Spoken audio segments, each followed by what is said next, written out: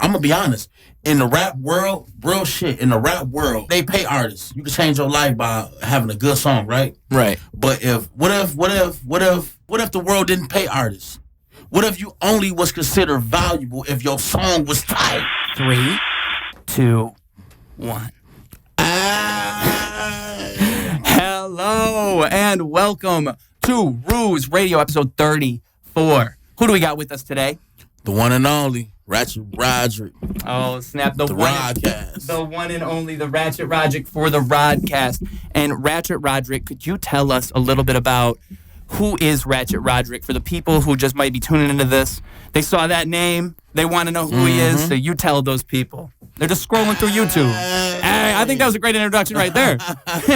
Yeah, man, that's the famous, everybody like when I say that, that's how they know it's me, you know what I mean? Yeah. So, Ratchet Roderick. This is me, man. I'm an artist. I like to talk my shit. When I say talk my shit, I mean, just everyday shit. Yeah. I used to be PA the loud ass, but Ratchet Roderick just got a more edgier sound to it, you know what I mean? And it's a lot of dudes out here, playing with the name. You know what I mean? That's my first name for real. Yeah. You know what I mean? So it's like, yeah, that's mine. I'll take that. You know what I mean? Well, okay. So when I interviewed you, you had said that the rationale for the name was kind of that they were two different people. That was what you had said in 60 Seconds with Ratchet Roderick, Uncut. For sure. That's kind of how you explained it. And so where did that kind of shift happen then where you decided to switch it to just Ratchet Roderick? A couple years ago, man, I think PA the loud ass was just a little too deep. Yeah. You know what I mean? Didn't you say that he kind of spoke on politics? Yeah, he was a little too deep, you know what I mean? But Ratchet Roderick, he just didn't give a fuck. He don't. You know what I mean? He don't. Yeah. He gonna tell it straight up like it is. Ratchet Roderick gonna have some people who don't like him. Yeah. You know what I mean? But that's okay, because I don't want to be liked by everybody anyway. Right. You know what I mean? So, it is what it is. I'm here to stay, baby. Hey, you shouldn't want to be liked by people anyways. I think that's kind of like... You do, but the right people. You know right, what I mean? exactly. The right people. And I think that kind of happens naturally, though. Like, if you're a good person, it's kind of like that. Yeah. You get what you give. Yeah, like, if you're good, sure. you kind of naturally attract better people. Because other people see that and they go, ugh, they get mad. They get mad at it. Yep, and you said that, man. Shout out to my boy, man. Energies and Levels. Oh, That's what it's about. So, energy and levels. Energy and levels. Is that another artist? No, he's not an artist. It's a clothing line. Oh, cool. And that's his clothing line. My boy, I can't. Where can people find him if they're gonna look him up? You can find him on Instagram. I think it's Eagle Life. Cool. That's my dog from back in the day. But yeah, like what you just said, it's energy and there's levels to this shit. You know what I mean? So yeah. Oh, that's what his name means. Yeah, like how I like that. How you come off is how I'm gonna come back.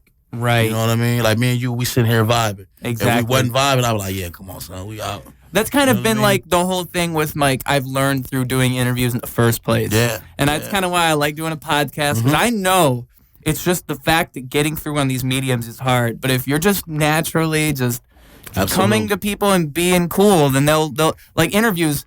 You kind of have to show up and just, I remember meeting you and we chilled for a minute and then we did the interview. And we had a great, 20, 30-minute interview. And that's crazy because I watched it the other day. Yeah. And I'm like, damn, I forgot I did this. I really forgot. I forget. I have so many. I watched it like, damn. Yeah. I should watch this more often. You know what I mean? Right, just go back to it. Yeah. Because, I forgot and then, you do so much over time is kind of what it is. And what I love about them is for me, there's so many little things. Like, it reminds me of where I was at the time with editing and everything. But for you also see a person at that point in time. Yeah, and I'm glad you said that because I'm not, I'm not at that barbershop no more. Exactly. I'm glad we did that. Yeah. You know what I mean? I'm so glad that and especially the uncut one, because you can go back and watch that and you can see the whole thing. And that's crazy because if I'm not mistaken, I watched it recently, but I think it popped up on Facebook as a memory.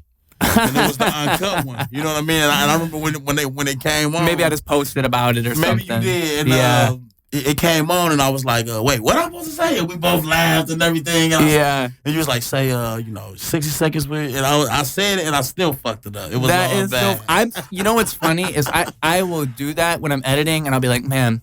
What if one of these days I include that in the uncut and they'll get mad? They'll be like, bro, you made me look stupid. No. I just don't care. I just do it anyway. Keep it. Yeah, because it's good stuff. It's genuine. It's genuine. Yeah. And then, where I'm at now with the music and, my artistry, it's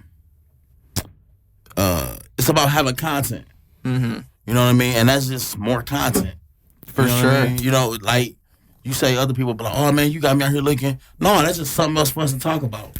You know what I mean? Yeah, exactly. We're talking about the rules, 60 seconds. But out of that clip, we talking about that little part. Exactly. That's cool, man. Just more content, more stuff for people to talk about. And that's kind of like my whole mentality with the whole thing, too. As I think that it is about more content. Mm-hmm. Like more if you just display... Because I kind of like, I've went through this battle in my brain. Because, it can be frustrating when you feel like you're doing a lot and at the same time you're not getting these great results all at once and you're putting in this work and you see a bunch of other people who you feel like are putting in equal work to you and they're getting a bunch of acknowledgement and they're like, I'm not even dissing them. I'm saying they're just as good and I feel like I'm good, but it's just not there. You'll have that in your brain. But at the same time, you have to tuck all of that away. And just keep working because all of that is just like this feeling. It's just this doubt that you have because you're good and you haven't got there yet. Like it never happens like that. So I think it's just, it's this battle. And I've kind of like learned to ignore it and just, that's kind of what all this stuff is. It's like always just putting in work. Like if I don't do it, who else is going to do it for me? You kind of have to I'm sorry I said that all. Oh, you're good. You got You have to... that stuff does happen. Yeah. But you can't worry about that. I just got over that. No, you can't. You can't worry about that. What you got to do is keep going. A great mind once told me success will only find you working. You know what I mean? You see how we sitting here doing this podcast I like right now? That. I mean, yeah. And I'm going to be honest, like, I don't know, if you're familiar with all the Flint scene, but I got that from Mama Soul. Oh, see, I'm not familiar with the classics. She's always said, success will only find you working. Me and you right here, we doing this Rodcast right now, right? Right now. My phone could ring, and it could be Universal Records. Yeah. You see what I'm saying? Yeah. If I was at home at the table, Universal Records ain't thinking about me. Right. You know what I mean? But that's why I try to, and it's a new year. Mm-hmm. I say, you know what? I done swayed away from, doing something every day. Yeah. It's been a holiday season, trying to be at home all the time with the kids as much as possible. But it's a new year, man. It's first quarter. It's time to be out here every day moving, doing the next thing. I want to be seen. I need to be out here. People need to know. You know what I mean? And that's what I'm on. 2021. Everything ours. I think there's a butterfly effect in your actions, is kind of what it is. Like, you can do things and you can try your best to, think it's going to do one thing, but you never really know. And so after you do that thing, there's it's like what you said about Universal calling you. You didn't do that thinking Universal was going to call you. Not at all. Yeah, but it's not the intent. But when it happens, but yeah. You're like, oh my gosh, this is the result of that. You never could expect it. And there are little results that you don't know about, and that's the biggest part. Is like when I see people comment on something and I just made them think about it, that's awesome. Like if I just see somebody comment like, bro, or just randomly, you'll see somebody message you saying, bro, all the stuff you drop is so dope. Like they've been following you for months and you wouldn't have even known, but they hit you up. And so I always try to message those people back because I want them to know I care and it's cool. It's social media. And if you have messaged me that, I have messaged you back. I love you. I'm getting to it. Right. But it's social media though. I follow a guy that says it's social media. And the first thing people don't want to do on social media is not be social. You think Get so? off of social media. Yeah. So taking a picture of his book on social media, I be social. I used to, you comment on mine, I wouldn't even, well, not me personally, because you comment on mine, I'm going to at least like your comment. Right. And then, me now, I'm going to like your comment and I'm going to say something back. And I hope you say something back and we can keep this thread going. I want to look at my picture and see 37 comments. You know what I mean? I don't care that it's just me and you talking. You know what I'm saying? It's 37 comments, me and you talking. Yeah. That means when somebody else scroll past, they going to go and watch and see what was said in them 37 comments. You know, the more traffic on my page, the better.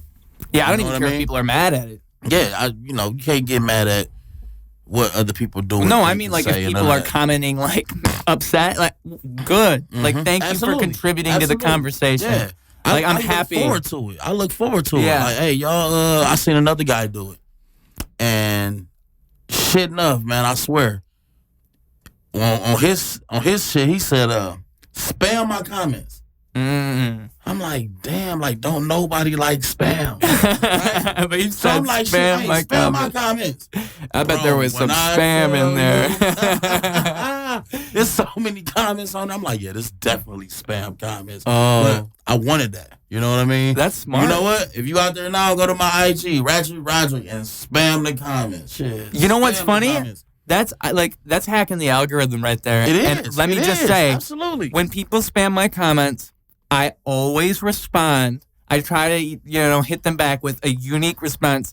And please spam my comments, and I'll respond to each one uniquely, and I'll like your comment, each one of you, because I encourage it. At first, it made me mad. It was one of those things. I was like, get out of here. But now I'm like, you know what? You're just doing me a favor, baby. How you know it's not that you'll find traffic doing that, spamming the comments. Now you got people coming on your page just to read the comments. Mm-hmm. And it just, with the whole way the algorithm works, it's like comments are they're more important than likes, I think. They are. Yeah, because it's more of an interaction. Oh, man, what? And it's crazy because I think, and I always tell people to push that bookmark button on Facebook and Instagram. Man, my bookmark's full. Yeah. I didn't even know it fills up. It gets full? Man, I didn't even know. It don't get full. Oh, okay. But I got so much stuff in there, and I tell myself every day, you need to go look at all that stuff you got saved. Some stuff I do go look at, and because I saved it, some of the stuff is dealing with music and artist stuff, and stuff that come with the profession I'm in. So a lot of it is bookmarked. Just recently, I went on there and I was like, okay, I got all this stuff in here. At least let me do 2 things out of what I got saved, and I did. I did what I had to do, and then I went and took the bookmark off. It's like a checklist. You know what I mean? Mm-hmm. Okay, now I did that. Okay, I don't got to do that no more. So, but it's fun, man. It's social media. We should be social. Yeah. And then, anybody can possibly be a fan. You know what I mean? So, you can make somebody a fan just by interacting with other fans. You know what I mean? Yeah, I think so. That's what I be telling, like, my close friends. That's another reason I go in those comments, is so people might, it's also consistency in doing it. Yeah, absolutely. You might do it once, but if they see you 4 times, they're like, who is this guy? Why is he always commenting? Why is he always commenting? Who is he? Yeah. And like, the internet is a powerful place. It can make you, it can break you. That's true. On social media, like, say for Instagram, for sake, not all the time, but I normally comment the same saying or the same catchphrase, so people will know, hey, that's dude. You know what I mean? That's the dude. You know what I mean? So when you go to my Instagram and you see me comment, it's the 2 red question marks with the AYE. You're very consistent with your hashtags, aren't you? Yeah, I mean, you have to. Hey, you dropped. Okay, we haven't. We said it. Rodcast. Have you said it? Yeah. Because that's like a bit. That's kind of what you're talking about. Like, literally, he probably saw my podcast. He went within probably a minute. He's probably like, you know what? Where Ruse at with this Rodcast? No, absolutely. I'll tell you exactly what happened. I was thinking, like, okay, it's going to be a new year. I need to try everything that I've always wanted to do and try, because me being big on TikTok, give me 3 months. I'm going to have 0.K followers on TikTok. Just give me a minute. Right now it's 0. I believe you. It's 0. So, TikTok, a podcast.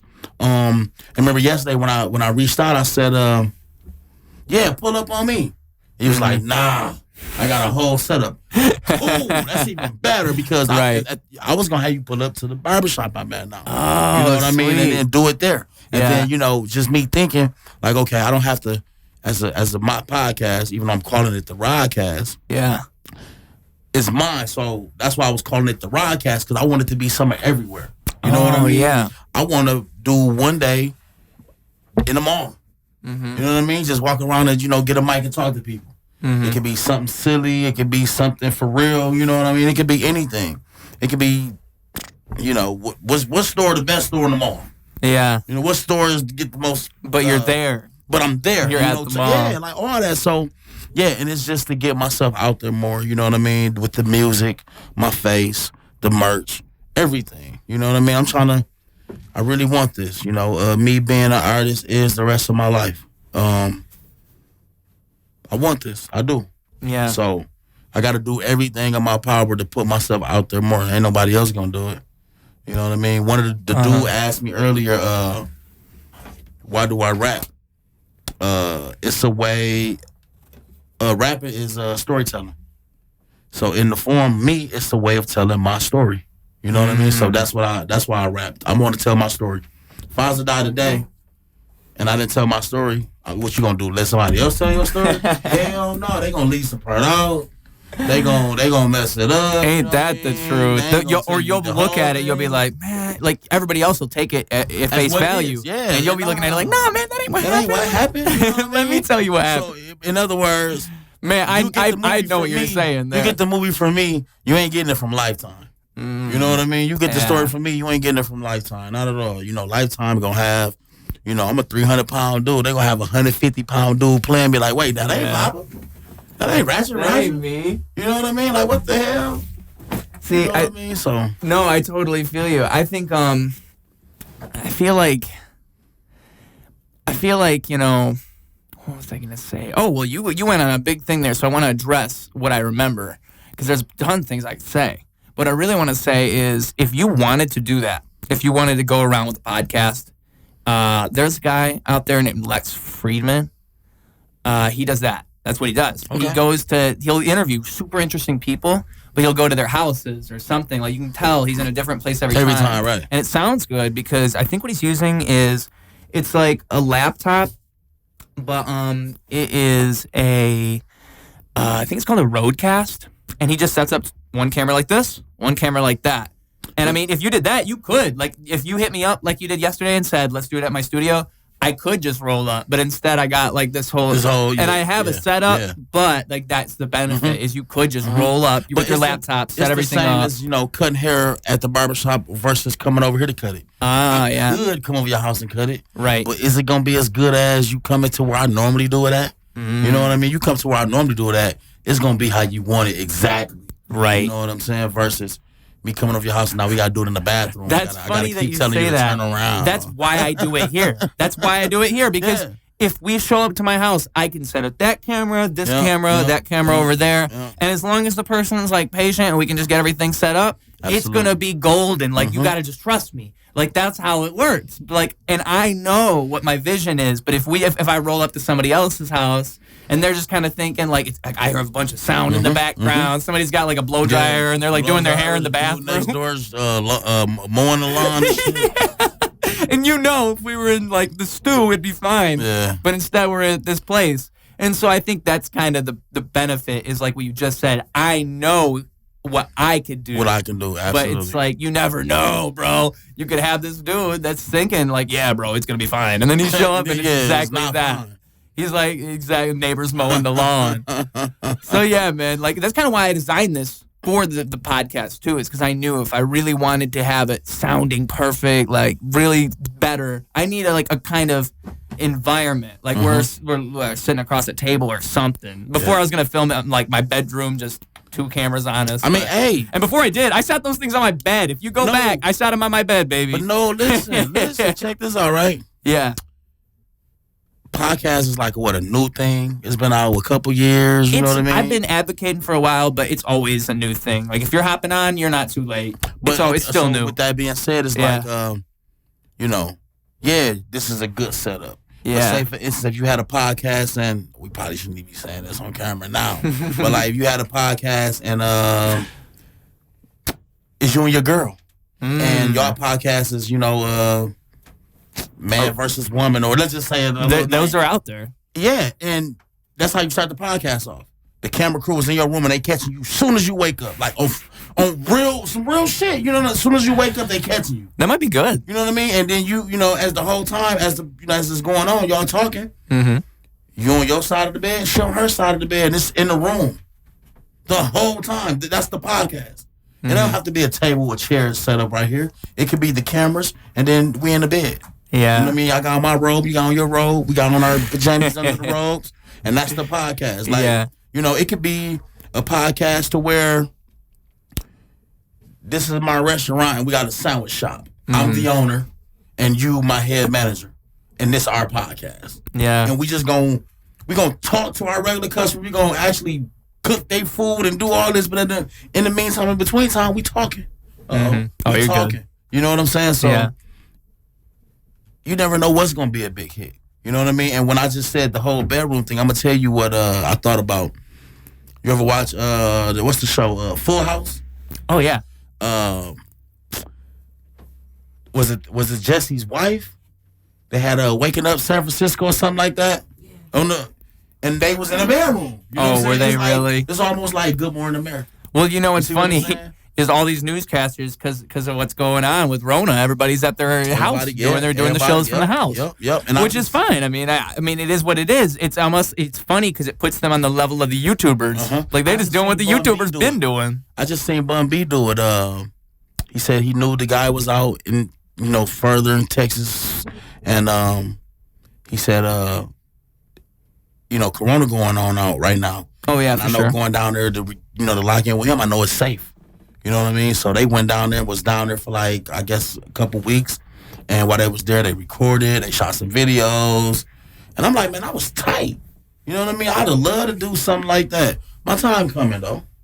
Well, there's still I know Crackalack. He's real big on YouTube. Man, he dope. He comments on my Instagram stuff, and I'm just so thankful he even does that. I'm glad he's paying attention because I respect his content. And like I've been following Crackalack for a long time. Yeah, man. At least 4 or 5 years. He's talented. He's very talented. Yeah. And, man, look, and it's crazy. What was his subscribers at on YouTube when you started following? You remember? Man, now he's at like 40K. It wasn't at 40K. Yeah, I seen it the other day. It wasn't at 40K. We both know. Right. Yeah.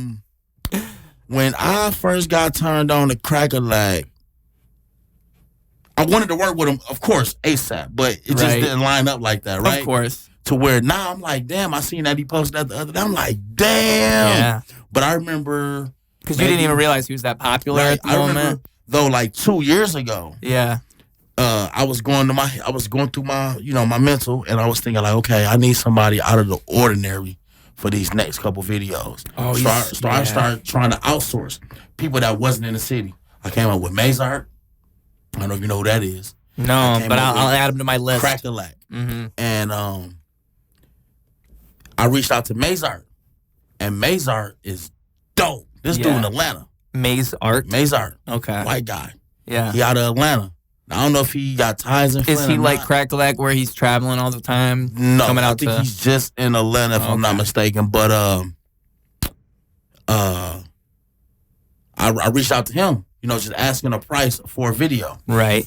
And the ticket he told me, when he told me, the high ticket, I was like, okay, that's high. Yeah. But I know he's worth it, right? Exactly. So I said, okay, if that's his ticket and he worth it, I'm not even finna holler at Crackalack because I know Crackalack gonna at least want half of what he taxed. All right. You know what I'm saying? Yeah. And for what I'm trying to do right now, I ain't got that. Yeah. You know what I mean? So I was like, okay, I'm gonna have to double back. You know what I mean? And I get there. I get there right now. I'm still not ready, but I get there. Yeah. But I am following. I'm watching. I'm paying attention. Oh, what was I'm that? watching and I'm paying attention. Oh, is that thing? Yeah. Okay. Yep, I'm watching and I'm paying attention. So. Well, I mean, like, all it really is like, because the whole thing with paying, it's a catch-22 for me, because I can't tell you either way what to do. Like, I always try to, like, because, You got to go with your gut, with your first instinct. Yeah, like, when it comes to artists, like, you want to tell them the right thing. You want to either tell them, like, yeah, totally learn everything yourself. Like, because that's what I do. I try to learn it all myself and do it all myself. But at the same time, I know that if I, like, spent a whole bunch of money and did a professional video, it could be super dope. And so it's like, maybe that I'm wrong. And maybe it is true that you should pay for a bunch of videos and you should go with the pros. But at the same time, you will never be a pro unless you start. And what is that? Is that your phone over there? Yeah, that's my phone over there. Yeah. But you'll never be a pro unless you start. And so, like, the whole thing is, if you start early, and I just posted a podcast clip with Mystery today. But the whole thing was, you know, like, you have to start somewhere. Because if you don't start, you won't get there. And, like, that's why I try to just do as many things as I can. Because if you want to do your own videos and you know what you want, you can kind of get there. And the other thing is, when you show up to that video with that director, you can kind of tell him, like, hey, you know, I kind of think that we could have the shot, like, with me. Like, you can describe it in a way that makes sense. Absolutely. And so all that stuff kind of works with one another. I had a guy tell me, he said he's an artist too. Yeah. But we at his house, in his studio, right? Uh-huh. And he recording a song that we doing together. Now, ask me if I could record a song that we do together. Absolutely not. I can't. I don't know how to do that. So he made me mad. Right? Let me tell you how he made me mad. He said, we was talking about something, and he was like, bro, if a label came in here right now and wanted to sign one of us, you know they gonna take me, right? He said that? Yeah. Oh, that's a diss. So I got mad. That's a diss. But guess what? I'd be like, what? But no, he absolutely right. I'll tell you why. Why is he right?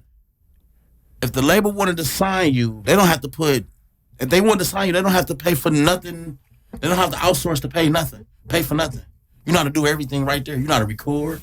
You know how to mix. You know how to master. You know what I mean? I don't know how to do none of that stuff. I can't record myself. I couldn't mix my own record. I couldn't master my own record. Yeah. When he said that, it made me mad, but it also made me like want to know, like, okay, so to put it like this. Now I'm finna build my own studio. You see what I'm saying? Yeah. So in soon I'm going to be making my own beats. Okay. I'm going to be recording myself. I'm going to be recording others. I'm going to be mixing and mastering myself. You know what I mean? Because as old as I am, I'm not a young guy. You know, as old as I am, at this far in it, I should know how to at least record myself. Exactly. You know what I mean? And I don't. And when he said that, it made me mad, but it was the truth. But it lit that fire. Like, you know what? He right. You know, I need other people to make what I do go. Yeah. He don't. Yeah. All he needs him. You see what I'm saying? And I'm going to be honest. I hate having to rely on somebody else. You know, as a man, you shouldn't have to wait on nobody else. You know what I mean? You should be able to just do it. And I've had my ups and downs with that. It's not a good thing. It's not a good feeling. I just saw, it's funny because I literally just commented on something on a Facebook group. I'm in like a few of those share your music groups on Facebook. And somebody posted today, and I've got a bunch of people mad. Like, all the comments were like, shut up, bro. And he posted, like, it's basically what you just said. It's like, if you guys really want to be, like, successful artists, you got to learn to produce your own music. Like, you really just be writing raps thinking you're, like, going to be... Oh, no, he said, if you cannot call yourself the best of all time if all you do is write raps. Absolutely. And I thought of that, like... And then, he also brought up Kanye. He said that Kanye was, like, making beats for years before he even got popular. Yeah, I just want to say, like, and I all the comments were like saying, "Shut up!" Like, you don't understand. Like, people just getting mad at it. Really, like, not even making points. They're just mad at it because But that's the truth. But that's the truth. It's what you just said. You initially would be mad at it. You hear it and you're like, "Shut up, dog!" Yeah. Like, you ain't right. It feels like a diss. But when you think about it, what they're really saying is just like, try harder. Try harder for real. Yeah. One thing about Kanye. Kanye is such a genius with beat making. I think that, once he realized, like, wait a minute, like, I'm a beast with this beat making shit, right? Right. I got to come up with some fly ass raps to bring the beast out even more. For sure. And when you listen to a Kanye song, you hear a dope ass beat and some of the wildest shit you ever thought of. I'm gonna give you a song that I appreciate now that I'm older. From Kanye West, that when it first came out, I was like, man, I hate this fucking song. Stronger. Really? You didn't like that song? No. Hell no. Like, what is this? I need you to hurry. Man, no, dude. No, man, let that shit come on. Yeah. I need it right now. That's my shit, yeah. Another song like that, Andre 3000, Hey Ya. Oh, yeah. Hey Ya. I hated that shit. Let that shit come on now. I'm singing all the words. I think... All right. Yeah, that's the shit, man. I've experienced that, right? To where I try not to do that now with new songs. I try not to do that with new songs. I try to, if it's a song that, that I, say right now it's a song I'm sure that come on the radio, you be like, oh man, that song again. I try not to feel how I feel about it with like how I felt about Stronger and Hey Ya. For instance, body yada yada yada yada yada yada. I know people get tired of that song, but I try to find something in that song to where I don't feel how I felt about those other songs. Right. Because 10 years from now, you'll appreciate something. You'll appreciate stuff later on. You know what I mean? I feel like in 10 years or so, that's gonna be a song that, everybody gonna be like, oh, I remember exactly what we was doing, what, because well, they're timeless in a way. Hey y'all, I remember exactly what I was doing. Yeah. I remember what I was doing, where I was at in my life, and my thoughts at that time. I was 12th grade, senior year, class of 05, feeling myself, riding home on the school bus, like. Those was the best times of my life, man. You know what I'm saying? For sure. Riding on the school bus, it take what? Maybe 40 minutes to get from school to your house? Oh, so we listening to music? No, I wasn't listening to music. I mean, don't get me wrong. The radio's on the school bus. Yeah. But what am I doing? We're going seat to seat to seat to seat. You know what I'm saying? I got to see, like, okay, like, who doing what at the school? Right. Okay, yeah, she ain't doing nothing. Okay, she ain't doing nothing. She going home, but she got to go do something with her mama, so she ain't doing nothing. Okay, yeah, you ain't got nothing to do. You're like taking notes. Bro. Yeah, I'm singing here.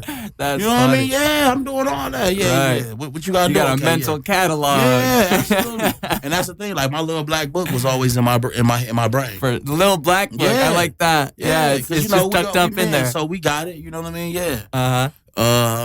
Well, I want to say like. The fact that I think what it is that music is so ahead of its time because like now genre blending has become such of like a bigger, more popularized thing. And for me, I never even thought of music as genres at all. I just hear a song and I'm like, cool, like this is cool. Really, stuff that doesn't affect me is just stuff that doesn't feel as genuine. As long as a song feels like it's like from the soul or like it's like genuine, I don't care what or even if it's a party song and it's just like it's achieving what it's trying to achieve. I'm easy to entertain. Like, I just hear a song and I vibe with it. And I think the fact that those artists did that at that time, and now it's happening, like, more so, it's because they were, like, ahead of their time. And it makes those songs timeless in a way because you can look back at them and they will always be, like, this thing that sticks out. Even now you can listen to it and it sticks out amongst everything. Like, I think Kanye's great at that. His musical voice can achieve... things that will negate any of the controversy that he gets within because he's just so talented musically and that all comes from that same mind. Like I think the way that we communicate through music can be so powerful. Oh, it's so powerful. And like you just said, it can resonate. It's like that butterfly effect I was talking about. Like Hey Ya, when he wrote Hey Ya, he wasn't thinking about the kid that's going bus to bus to bus that's going to remember that. Then, but like you said, it'd be before your time. For sure. At the time, I was still a kid in my mind, so I didn't even listen to the song to appreciate it. Oh, and that brings me to the other thing. Yeah. I appreciate the actual song, like what he was saying. Absolutely. I was listening. You were kind of listening for the feeling. Sound good. Yeah. Forget what the song sound like. Listen to what he actually saying. Yeah. I think like just past October, Outkast had their 20th year anniversary. And I think they showed that song, Hey Ya, right? So I was like, okay, I remember I hated that song. I kind of like it now. Is this kind of what brought you back? So I went on YouTube. I listened to that song. I listened to B.O.B. I listened to a whole bunch of songs. And you know what song I caught? And I was like, damn. Yeah. They got a lot of songs that I slept on. You're like, this song kind of hard, though. This is kind of hard. The song, and the whole world loves it when you make that noise. Bro, I was talking to Luke. The music from the mid-thousands was so hard. It ain't even the same no more. Went over so many people's heads, man. Oh, my God. And to me, that's the beauty of it. Yep. They definitely were before their time. Yes. But for a song to come out... They're ahead of their time. Yeah. 10, 15 years ago, and for me, I heard it when the song came out. When the song came out, I was there, I remember.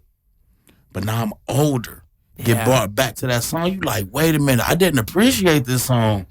I'm going to give you a whole list of songs. Anything Earth, Wind, and Fire. Yeah. Anything Earth, Wind, and Fire. If I put up they playlist right now and play the first 5 songs, whatever I play, you're going to be like, man, I remember that movie. Whatever movie it was, this song, you only know that song because of that movie. Yeah. You know what I mean? The movies that I'm talking about came out in the 90s.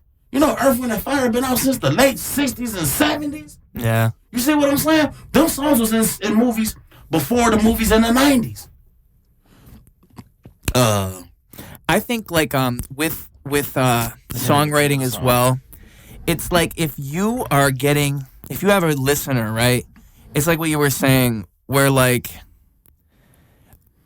you when you listen to the songs now, you don't want to judge it in the way that you would have back then because you realize what that is. Yeah. And like for me, I think what it is like you want to like disconnect your ego from it when you're listening to it. You don't want to overthink it. You just want to kind of experience it.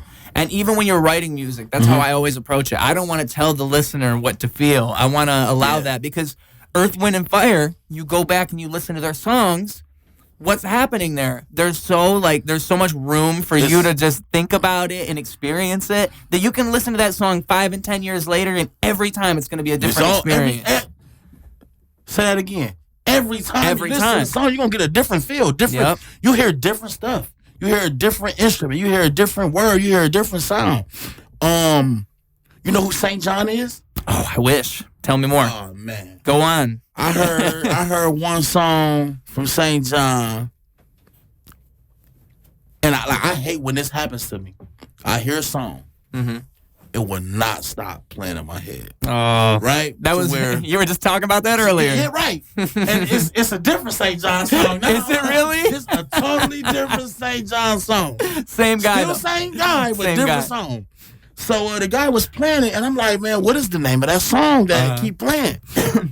And I called him or texted him like, hey man, what's the dude name he told me? Yeah. I went and looked it up, and I went to that song. Yep. And I played that song on repeat for like 7 days straight, right? To where my girl, my kids, they like, Dad, like, why you keep listening to this song? My son right here, he told me, he was like, Dad, I don't like that song, Roses. I bet you did. Hey, you just gonna have to like tune it out because I'm playing this song. So look, the first, because you were just vibing, but they're all like, "Oh my God, this is time like 25." He's heard this song in the last 7 days. The first 2 weeks, man, I played that song out, right? So one day I just took the song off repeat, and the song right after that song is fire. It's a banger. The song right after that one is fire. It's a banger. So you just hadn't checked out his catalog. Every song after that is fire. Okay. Dude is amazing, man. Yeah. Man, look, I appreciate good music. Dude, what's his name again? Tell me again. St. John. St. John. St. John. Dude got some fire music, and then, like, it's like a breath of fresh air. You know what I mean? You're not going to hear nothing that sound like it. Now, it is some stuff out there that sounds similar. You know what I mean? That I found another artist who was different. Who, he do melodic songs like that, but they're totally different. And like I said, the sound is similar in a way, but you can tell the guy is not trying to copycat him. Right. You know what I mean? And that's Don Tolliver. Don Tolliver? Yeah. That's his name? Yeah. What is his music like? It's the same. No homo, or how the new generation say pause. But the dude songs and his tone of voice is mesmerizing. Excuse me. What's mesmerizing about it? Like, what do you like about it specifically? The tone, like, it's just the way that he kind of sings. The tone or the pitch. I don't even. Well, that's the thing. He's like a good performer, right? It's kind of in his performance, you think? I wouldn't say that because I ain't seen Don Tolliver perform like a live show. But I think even when you record, you have to have you can't just use your voice. You have to use your voice, but honestly, I don't think both of these guys. Yeah, I've heard them talk. They got regular deep voices like me and you. Oh, so they're doing something. But when they songs, right? That's they something else is going on. You know what I mean? And I almost, it's like this. I want to know what's going on. They don't have to tell me their secret, but I want to know, like, is it a form of auto-tune? Or what's the other thing that's like auto-tune but not? Let me tell you what it is. I can tell you what it is. So when I was a kid, I could always do animal sounds. Okay. And like me too. I do voices. Like there you go. And so if I go like, oh shit, or if I go, well, I'm using a certain part of my yeah. Or if I go, like something's happening in my throat. Yeah. And so when I rap, even when I kind of podcast, I notice that when I get in front of the mic, I'll kind of talk a different way. When I'm in front of a microphone, I kind of like use my voice different. But it's just kind of what it is. I know how my voice sounds in a mic. Yeah.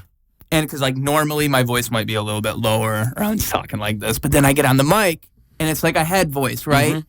And so I think kind of what might happen when you rap, because I've had people ask me, where's your rap voice come from? Like, what is that? And I take it as a compliment because I never tried. Yeah. But it's like literally just my regular voice, and then I throw it up like this, so I'm literally just doing, and I can rap in different ways. I could throw it down here and talk like this, like DMX. Like, you can do whatever you want, because that's what's fun about it. But, like, what it really is just like, it's like what you just said, it's like doing voices. Yeah. Like, as soon as you kind of figure out how to kind of use your voice, then you can just emotionalize with it better. And as soon as you do that, like, you're not just talking. Like, if you're just talking your verse, you're just talking your verse. But if you, it's like voice acting. Like, if you were just in front of a microphone, you're a voice actor, and you just did that shit flat, no one's gonna be entertained. I'll be honest, that's the reason I'm building my studio.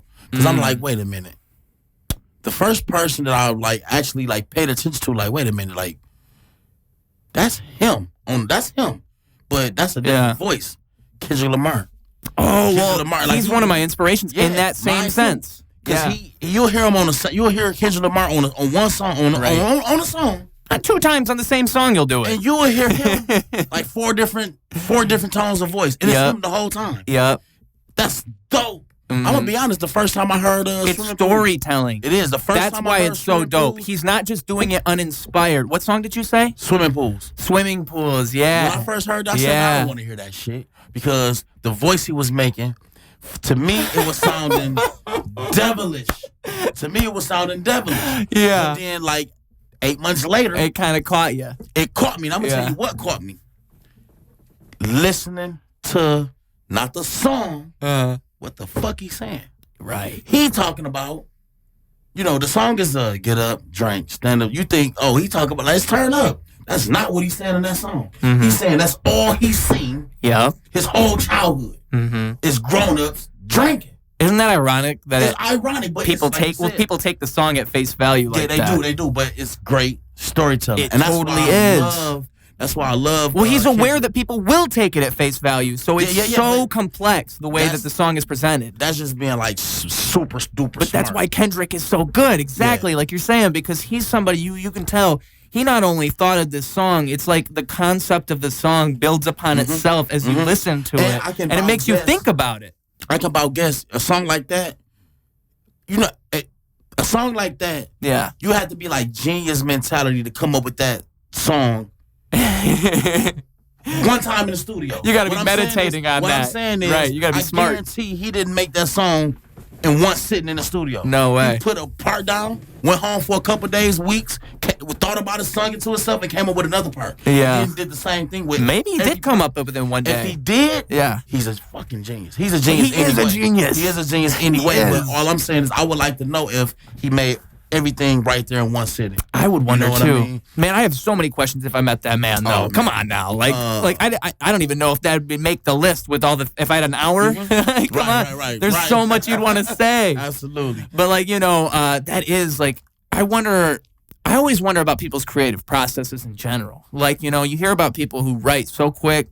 For me, I write fast, but I have to focus. That's me. Like, I can, if you just let me sit down, I got a beat in my ears, on my phone even, just something around me that I can kind of, but if I have other shit on the background, it's way harder. Like, I know me. If I can just get it in my ears and just zone out, I can write something perfect and complex and dope and and you know what I'm talking about because you are a wordsmith yourself. I do. Like, when I listen to your music, you have those one-liners, you build up your flow, like, you do all those things that, like, you're not trying to be all hippity hoppity, but you're using the music as a vehicle for what you're saying and the vibe you're portraying.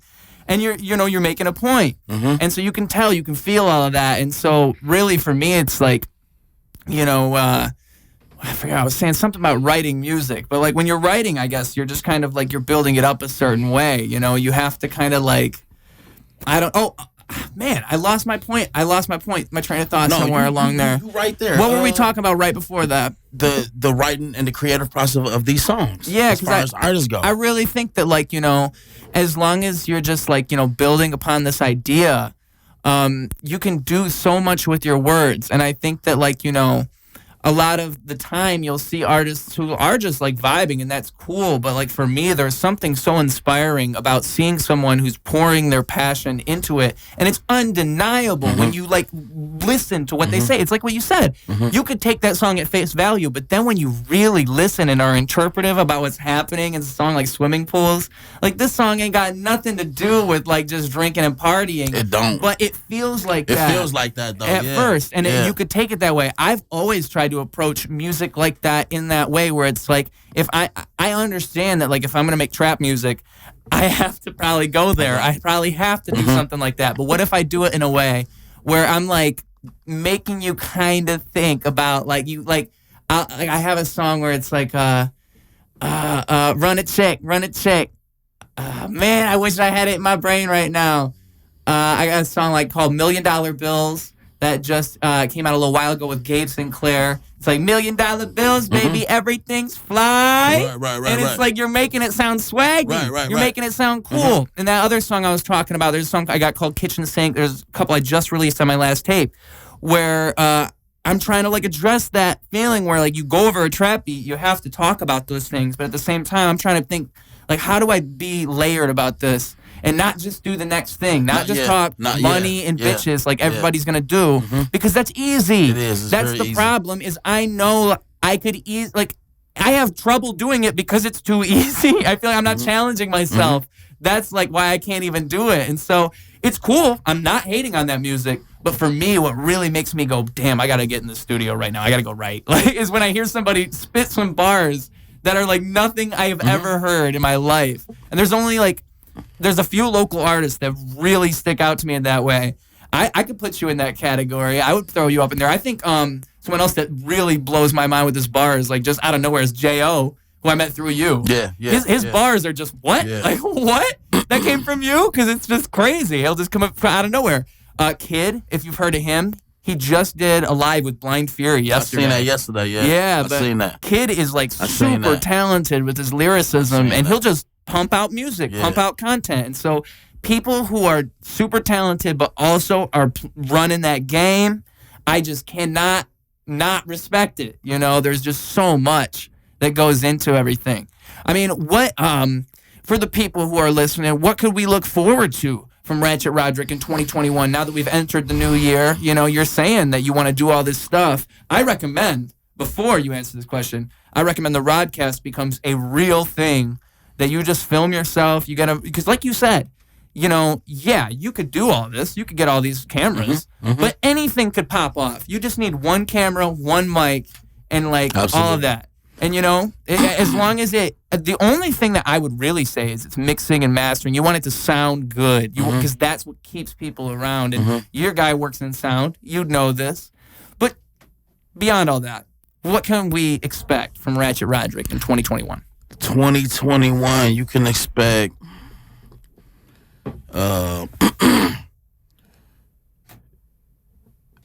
more everything more, more music, more content. I'm everywhere. Before I thought of the podcast, the last thing I thought to do myself to put me further out there more besides the music was a short film. You know what I mean? But that'll take a lot of hard work and dedication. I have the hard work. It's a lot. Yeah. But I need the person holding the camera to be the same. You know what I mean? They got to be, the same. They got to be like, they got to have the same vision, or at least they have to understand what you need, and that's so hard to achieve. You never know, and if it is the right guy, he's probably charging a lot because he knows he's good. Yeah, and I'm dealing with that right now. Yep. Dude told me, I'm like, all right, I sent them the songs. You got 2 videos. I sent them the songs. You supposed to send them back. He telling me like, man, you owe me $150 more for the video. I'm like, man. You're like, man, I know. I done already paid X amount of dollars. Like, man, but see, I put it like this. That's what he's saying. Yeah. I bet you I don't give him $150 more. Why is he not? What's going on exactly? Can you re-describe the situation for me to understand it? So you had paid him already for the video, and he's saying you hadn't paid? Is that what's going on? No, what it was okay, because he a videographer for hire, right? Right. So I want a video. I want a mashup video. Okay. I want the video to be scenes of me doing everything. Okay. So today if I'm in McDonald's. What do you mean by that? Like B-roll, just different shots, you just doing different stuff? If I'm in McDonald's drive-thru, I need you to be in the backseat showing that I'm in McDonald's drive-thru. Like he's just following you with the camera. Yeah, the vibe is you just doing stuff. And I told him, every day we film, I'll give you $100. Okay. You know what I mean? That's not bad at all. That's not bad at all. So I'm working out. Okay. I'm in there for an hour. I need you to be here for this hour while I'm working out. Capture everything. Right. Everything. Not just me working out. Capture the people that's over there working out. Capture the people walking through the door. Okay. If I'm working out and it's the TV behind me and they showing ESPN, capture that. Right. You know what I mean? Some stuff I just shouldn't have to tell you to capture. Be artistic and yeah. That's the first thing I noticed. He's just trying to hurry up and shoot.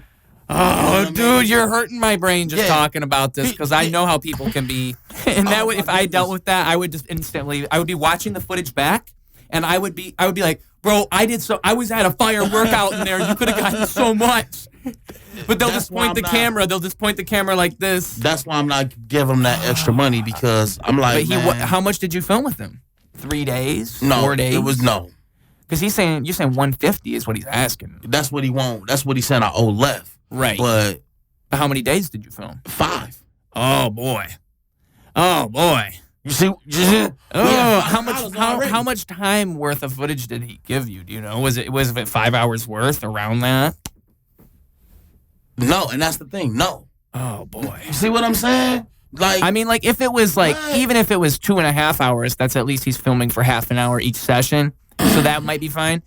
I just the whole thing is it's tough because you have to know going in that whoever you're dealing with, it's like kind of like there's no contract.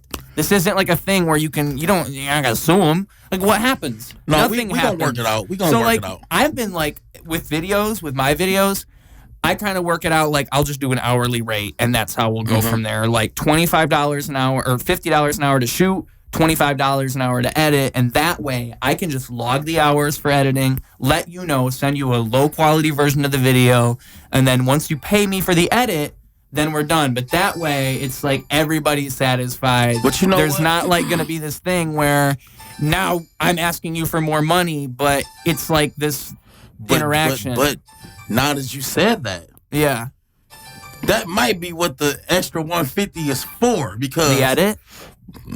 Think about it. Did you not know this? Or you just put it like this? Okay. If he'd have said that at the beginning, I'd have had a better understanding. He did not say this. But see, that's the thing. The proposition was no. Every time you pull up and record, right. I'm gonna give you $100. And that was it. That was all that was spoken upon. So you already paid him $500? Yeah. Oh my God! You can't ask for another $150. You already got paid $500 just to show up for $5. Bro, But no, that's what I'm saying. Yeah. Now, every time we linked up, I'm supposed to give you $100. Now, out of them times we linked, okay, 2 times out of those 5 times, you was with me for 40 minutes, not even a whole hour. One time, the video we shot in front of the studio one day, we was outside because it was cold. It was getting cold. Nobody had their coat on. So we went outside. We shot the video in front of the studio. We was out there 10 minutes. Yeah. I give him the money, and we go 10 out of 60. Yeah, we go back inside, and as we get in, I take put all the stuff down, and I look up like, where he go? He gone. He already left. He left.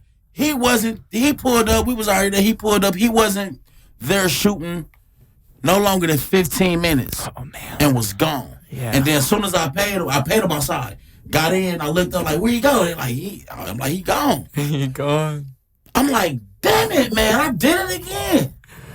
Oh no! Because if I'm paying you, no, get all this, capture all this. But it's just Well, like especially because I'm paying you. Like that's the whole thing. If I'm not paying you, I can't complain. Yeah. If I'm not paying you, I can't say a word. But if this is like a business relationship, and we did a video together, and then something happens where like I'm not satisfied with the video, the way you respond to that is really where this all works. Mm-hmm. And also, it's if it's really true that the guy had never said 150, then like what? Like what? Bro. But no, it's just and I'm glad you're saying all this on podcast because there are some people out here who do be doing this kind of stuff as video editors or video filmers or whatever. I just want these people to know that like you can do that, but that makes people not view you as a professional. Like when you have that kind of etiquette. This is the main thing I say to videographers. But there's always two sides of a story too. I don't. Whoever the guy is, I don't want him to get mad at me. I don't know a dang thing. Okay. But, from your story, it sounds like you're getting screwed over here. I know it's none of that going on, but it's like where's this 150 coming from? That's all I'm wondering. Maybe that could be just for editing the 5 videos. Maybe it's a misunderstanding, right? Yeah. But at the same time, what I was going to say, I forgot what I was going to say. It was probably brilliant. And I'm sure that one day you'll remember and you'll be like, man, that Rodcast #1 on Ruse Radio, I could have said that brilliant thing and I never said it. But no, it's cool. It'll be a brilliant nugget. How much time do you got left here? Because I saw homie over there do a little clock thing. Man. Are we still good or are you in a little bit of a hurry? He ain't. Oh, he's just trying to get out of here. What's happening? Yeah, he over there bored. Oh, okay. I'm just checking on this chat. I don't want to be holding anybody. You said you were trying to think of topics beforehand. You got any topics you wanted to drop on the podcast that you really think you could say something about? Only thing I wanted to shed light on was 2 Ratchet is out right now. 2 Ratchet, and is that your newest project? That's my newest mixtape. How did that come together? It came together pretty fast. It took a while for me to put it out, but it came together pretty fast. It's only 8 songs. I started shooting videos earlier this past summer. 8 songs ain't only 8 songs. I mean, nowadays there'll be short tapes. I think 8 songs is a decent amount. It is. How many videos you got? And that's the part. 8 songs. I got a video for every song except 2. Oh, so 6 videos. Yeah. Are you planning on doing the 2 or no? The 2? No. I don't know. One of them, no, because like we'll definitely need a budget for sure for that video, and that'll be just, I wish. But the other one, I actually thought about doing that still, but like I said, I have to find the right videographer. I'm tired of paying videographers, man. I'll just be honest. You can do it yourself. It's just you gotta know where to start. That's all it is. I'm at with it. Yeah. I'm finna build this studio, and that's what I'm doing. That's where the studio comes in, right there. The music, that's what I'm focused on this year. So when's your time frame for that studio then? When do you think you could realistically have it in front of you? Oh, well, it's this studio I just built. Actually, what we're in right now, I just put these walls up in a room. That's all it is. It's gonna come fast because excuse me. I don't know why I'm yawning. Oh man, you just got some viewers to yawn right there. Somebody's like, God damn it. But it's gonna come pretty fast because I don't like dealing with my music. I don't like to procrastinate. I like to get it over with fast.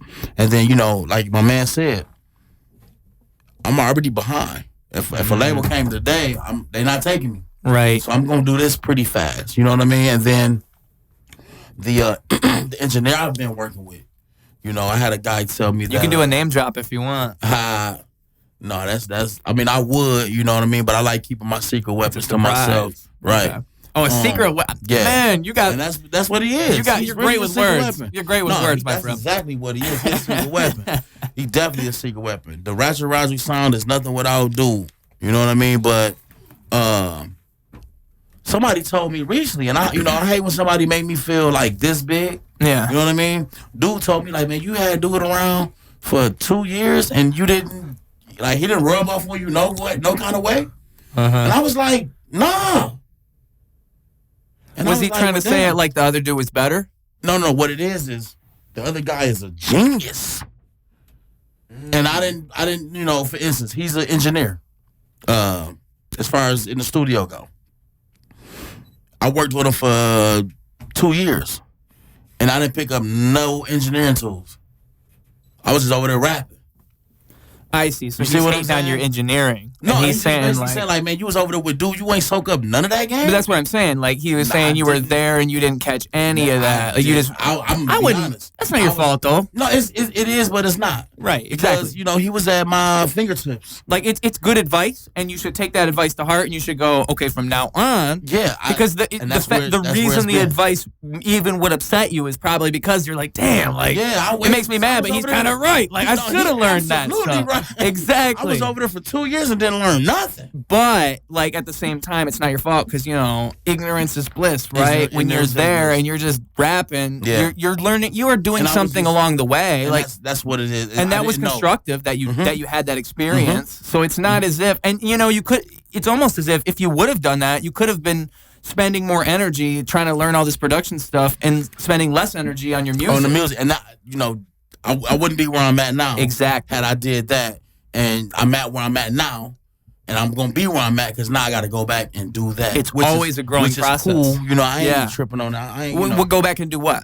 Learn the engineering part. Oh, right. You know because but that's what it is. It's always a growing process. And even when you do learn, you never know. You never know. Like, the cool thing about going to school is they do streamline things, right? Like, you can go to a college and they'll teach you everything A to Z in the way that they interpret it. But, like, if you're trying to learn on your own, you'll have a million questions that you got to YouTube from day one to the last day because and I feel like even if you go to college, you're always learning. So, I had a great photographer tell me this once, and it made the most sense.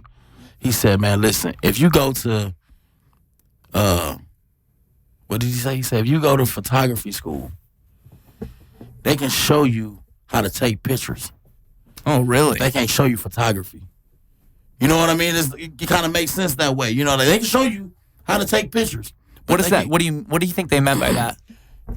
Anybody can take a picture, but you gotta have that eye. You see what I'm saying? You ever seen a picture? You was like, man, that's picture dope. I have. Everybody can't take that picture. Right, exactly. I have a photography account that I need to keep posting on, but it's called Lens Photography. Okay. And the whole idea is that I'm lending you my lens. Like when you take a picture, you're letting someone see the vision that you had when you saw it. And there's a certain thing about like achieving your vision. That's why I like doing things myself because I know what my vision is. And like that's what a great picture is. That's what a great song is. That's what all this stuff is when it's like the visualization of that thing that was in someone's brain just completely laid out in such a perfect way. I think it just makes for great art.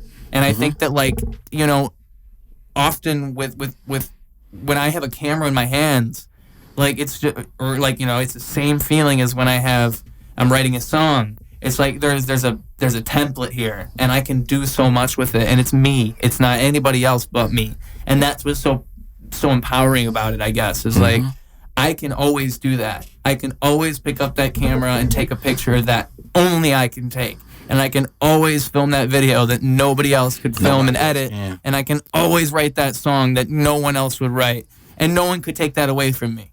Like nobody could, and I think it's so empowering even to have those things in your arsenal, those secret weapons, as you would put it. I spent X amount of dollars with videographers because when they do a video for me, I prefer to be there with them during the editing process because for some reason it has to look how I saw it. In my head, you know what I mean? Right. Now, over the years, I've learned that being a perfectionist messes it up. You know what I mean? But at the same time, it's a hard one to deal with. Right, but at the same time, I'd spent X amount of dollars with the videographer over there trying to get it right. And the reason I say I pay extra is because I know I could be, I'm on it. So I know I know I could be like a pain in your ass. I'm gonna be a pain in your ass. So. Because I know I'm going to be a pain in your ass. I'm the same way. I just pay you for it. I'm the same way. You know what I mean? No, take that out. No, see, stop it right there. No, go back some. No, pull it up some. I'm that. You know what I mean? It got to be right. I'm just, I'm trying to get out of being a This is why I edit myself, though, is because I know I'm a perfectionist, and it's like if someone else did it, I'm just gonna nitpick them, and I'm trying to stop that from happening because I don't want to nitpick what they do. It's like what you said. It's almost like you have to get it out of your. Because my thing is, I love collaboration. I know that collaboration is one of the biggest things. I didn't used to collaborate with nothing. Oh man, you don't have to. But when you start doing it, you realize the value in it because there's so much of like an opportunity there for people to look at you that wouldn't have otherwise looked at you. Yep. And also, the things that you create through collaboration would have never been something you created on your own. On your own, never. So those two things I think are like so... Like, it's like, for me, doing these podcasts and doing... The podcast is kind of stemming from 60 Seconds. And 60 Seconds, the whole idea was that there's all these people and they're all just being represented in this medium that's easy to understand. And that's perfect for the podcast because now I can bring them in, let someone listen to them talk for a whole however long it goes, and then they get their vibe, they get everything. And it's like, it just builds upon that idea. It's all the same thing. That's why I made the album Constellations Volume 1, because it's the stars are coming together to form a bigger picture. One, and that is just like, that's what it is to me. It's like the idea of collaboration is just, at first, it's like a put off because you want everything to be you. But you start to realize like your ego can overtake all these brilliant ideas that other people can bring forth, or that collaboration can have a value that you would have never thought about. Like, you would have never thought that interview you did with that dude would have been so cool, or that song you did with this guy. But then dude blows up. And now all of a sudden you can tell people, hey, check this out. Your song gets 10,000 more views, and it just helps with your growth. Like, whatever it could be, it's all just part of that mountain that you build with your art. I love the whole idea of, like, things not just being me. Because I want the listener to develop their own stuff from it. Yeah. I don't want it to be about me. With the collabs, with collabs, you don't know. Before it happens, you don't know what you're going to get. That's true. You know what I mean? And I think that's the... You might think you're going to get one thing. Magic. That's the magic. It's like, even what you're saying now, you might think you're going to get one thing. Yep. But until it's done, you're like, man, I thought you was going to come this way. You like, nah, I want to try something new. For sure. If you want to try something new, you want to try something new, too. Now, I got a brand new song that, even the fans that y'all have separate, they're not expecting the song that y'all just did together. Right. You know what I mean? So... Yeah, I like collabs now that I've been doing them, but I don't know why I used to didn't. That ain't even the word. Hey, it works. I know what you mean. I used to didn't want to collab. Yeah, I felt like what is somebody else gonna say on the track that I can't say? Yeah, and I feel the same way. I feel the same way. But no, people can say a lot of stuff different. Exactly. You know what I mean? That you ain't gonna say. But your brain tells you. It's like, oh, but bro, I know I'm so good. Like, you want... Man, I did that song. The problem is you're a rapper, though. As a rapper, you're, like, trained to, like... it's competitive. It just is. Like, you have to come with the hardest bars. And if you don't tell yourself you're going to come with the hardest bars, you ain't coming with the hardest bars. So it's like, for me, I put myself in that mind state. There ain't no other way. Yeah. You're, like, battling with that. Because you wanna have the hardest bars, but you also don't want to put yourself all over it. Nope, not at all. I did that song with krispylife. That's kind of why you switched from PA the Loud Ass to Ratchet Roderick. Yeah. I did that song with krispylife, man, and we in the studio. This dude said, I came off the road with like 40 Giffies. What does that mean? Is that the question? I'm like, what the fuck? What am I supposed to say after that shit? Was that your follow? Yeah, so I'm like, what the fuck? I'm like, man, but I found... I would say like Jiffy. I found a way, to come after what he was saying. Yeah. But... Rolling up this butter did it in a jiffy. That's what I would say. What I found... I wonder what you said. I want to find that song just to know. What I found, I would have never found had I not have to go off of what he was saying. Right, you see what I'm saying? So that's why a collab is important. I would have never... He came with something off the wall, man, and you're like, all right, well, now I got to follow that energy somehow. Yeah, and then, like, for real,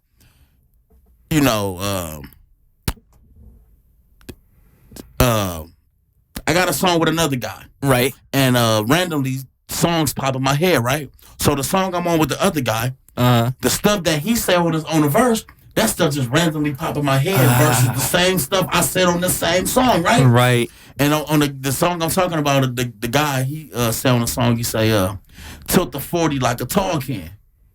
You know, like, he talking about his gun. So like a beer can? Like a beer can, right?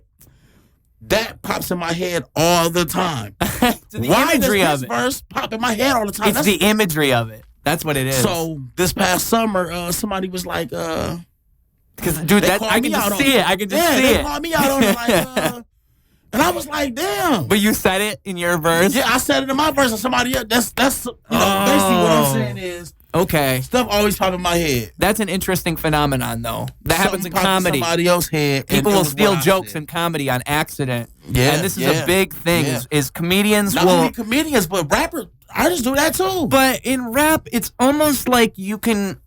If it's not intentional, it's kind of funny. But if you do it intentionally, you're paying homage. Like a lot of the time, if you bite a flow or a line, like Drake bit a whole verse that one time. But it's like. If you ask him why he did it, he'll tell you it was paying homage. Or is it homage? It's homage. Yeah, whatever it is. But that's exactly what it is he's trying to like. So I feel like it goes either way. But it's like it's funny because what happens in comedy is exactly that, and it's like you don't even know if they're lying. You can't trust it because it's like you could say that you accidentally stole it. No. But I believe you. Guess that's what? the whole thing. I've learned. I've been doing this a while. I've learned. You know how many times I wrote something down, and this is why I start taking rap serious. You know how many times I wrote stuff. I wrote a rap down. Yeah. And I said something I was crazy fire, right? But it's just in my notebook or it's in my phone. Right. And then like a week later, I hear Lil Wayne say the same. Like, bro, I just wrote that shit down. So that's why I started going to the studio all the time and like, man, forget writing all these songs, leaving them in my notebook, leaving them in my phone. I actually go to the studio now and I do my songs to where I've been doing this a long time to where I now know that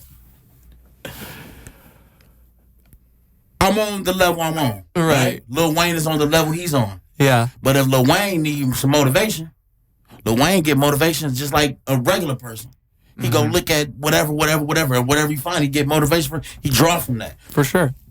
Comedians do the same thing. You'll be surprised at how many comedians got people that surround them that go to smaller comedy clubs, sit in the back, and take notes off the guy up there telling jokes. Well, the thing about comedians is that's all they do. They just pay attention and they make jokes about the world. That's all they do. So they cannot not pay attention. But sometimes, a comedian really just take a joke. Oh, yeah. You know what I mean? That's what I mean. Yeah. But they're just, it's like what you're saying. They're being so observant. It's like you're always paying attention to stuff. You're going to miss. Yeah, you don't even know that you're picking up on the thing you'll like.